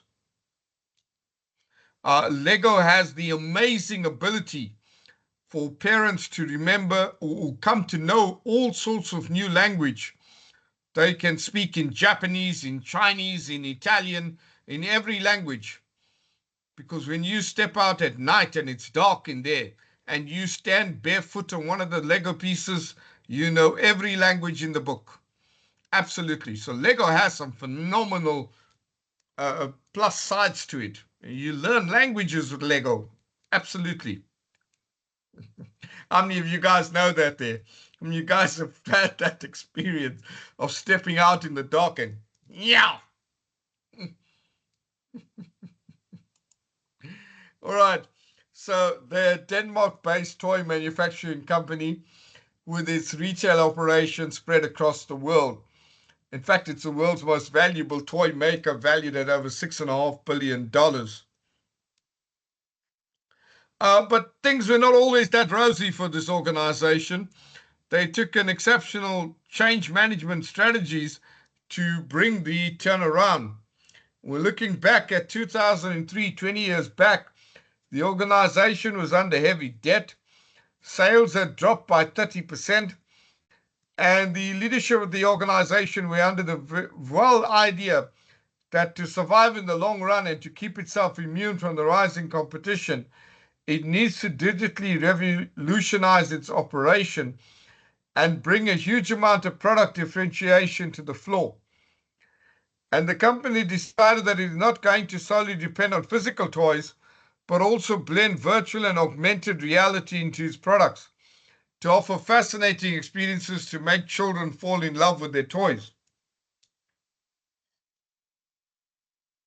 So they decided to apply the Satir change management model to steer the employees along the change process. And in the first phase, Lego's top management and change managers, you see the power associated, the top manager and the change managers. They've got the power to do this. They promoted open communication with employees in the design and manufacturing units about the upcoming changes linked to AR and VR. They explained to the team why this change is necessary and how it could save the company from evident bankruptcy. and helped employees sustain their livelihood. So they brought the urgency. They brought the vision. They brought the urgency right up front. Then managing the resistance. Employees in the production and design teams who did not have enough expertise on digital transformation, like AR and VR integrations, resisted the change. And the change managers and project managers acted with empathy, and they made employees believe that they understand their emotions. So they encouraged them to give up their resistance and join the whole team. Then in managing the chaos, to manage the chaos, they introduced training programs in virtual reality and augmented reality for production engineers, quality engineers, and other teams to understand how these features can be added to physical toys and digital gaming experiences. Further, the change leaders ensure that the changes are not hurriedly enforced, which we realized was a big problem with Kotter. Kotter wanted the urgency, but with the urgency, he ended up rushing everything. Whereas here, they've lifted the urgency, but not a rush. They don't want to rush and enforce this, but the urgency is there. So they want to do it in a measured manner. They also ran feedback loops on the training progress, and all they had to do to manage the chaos and lead the employees to the next stage. Now came the integration. So they set small stones and they celebrated the quick wins to keep the morale of the employees and the commitment there. They also rewarded positive attitudes and hard work in alignment with the change process. Then managing the status quo, new marketing strategies were developed to promote Lego's strategic shift. Managers also created a work environment that promoted better creativity and innovation among employees. And Lego invests a large amounts of money in research and development to keep improving its products and to broaden the range of its offerings. So Lego was able to turn around, go through the process using the Satir change management model and turn their process around. A big outcome of this entire process, they developed their own change management model or their own change management process. So,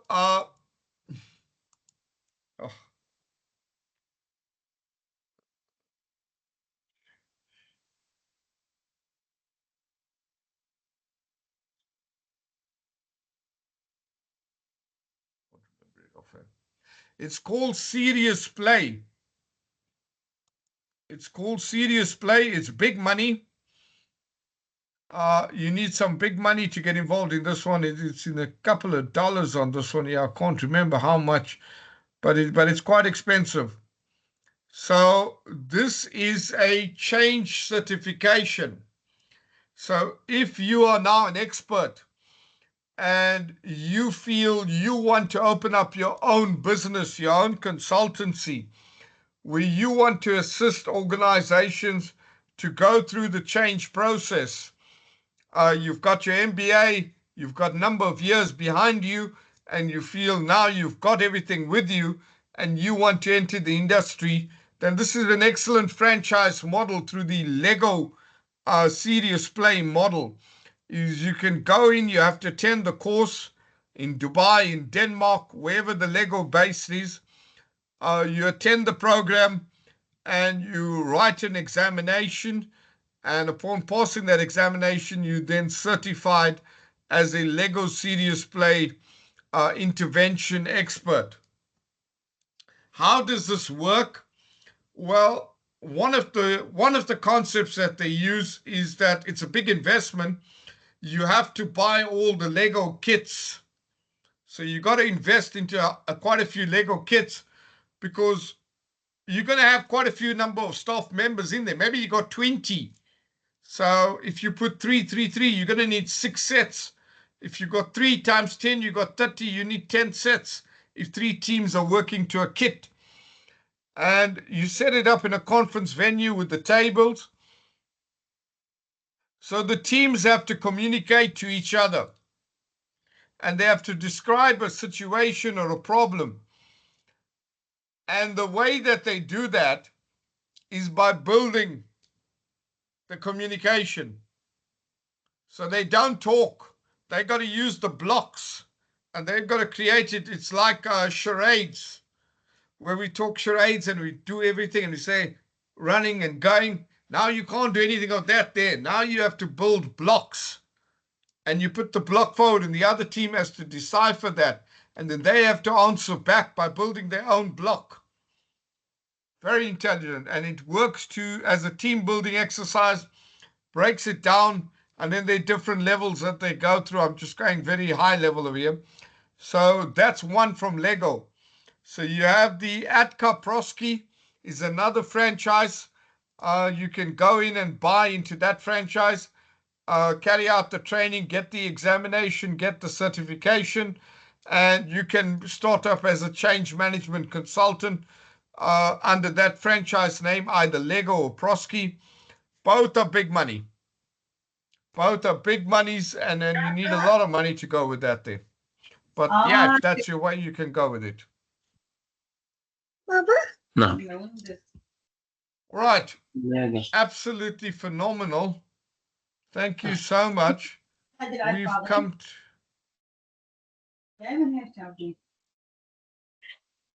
We've come to the end of the lessons. All our lessons are done. Thank you so much. Everyone has been a phenomenal support. I've loved interacting with everybody. I'll send out your weekly email tomorrow, and I wish you all the best with your studies, and hopefully I get some of you again. I'm taking the marketing class, so maybe we'll get some of you guys in that class as well. We'd love to see some of you there, and I absolutely look forward to having some of you as my research students, to be a supervisor with you and work through your problem. I love the background experience that you guys can bring to the table. So looking forward to everything. All the best, guys. Enjoyed, had an absolute fantastic time with the whole team here. Thank you, everybody. Good night. Thank you. Thank you. All the best. Thank you. Good night. Good night. Thank you. Thank you so much. Thanks, George. Cheers. Good night. Thanks, Osama, Laya, Rhonda, Naimani. Good night. Thanks, Michael. Good night, everybody. Good night. Thank you. You can log off. Thank you. Good night, everyone. Good night. Good night, Ali. Thank you. Yeah. Good night.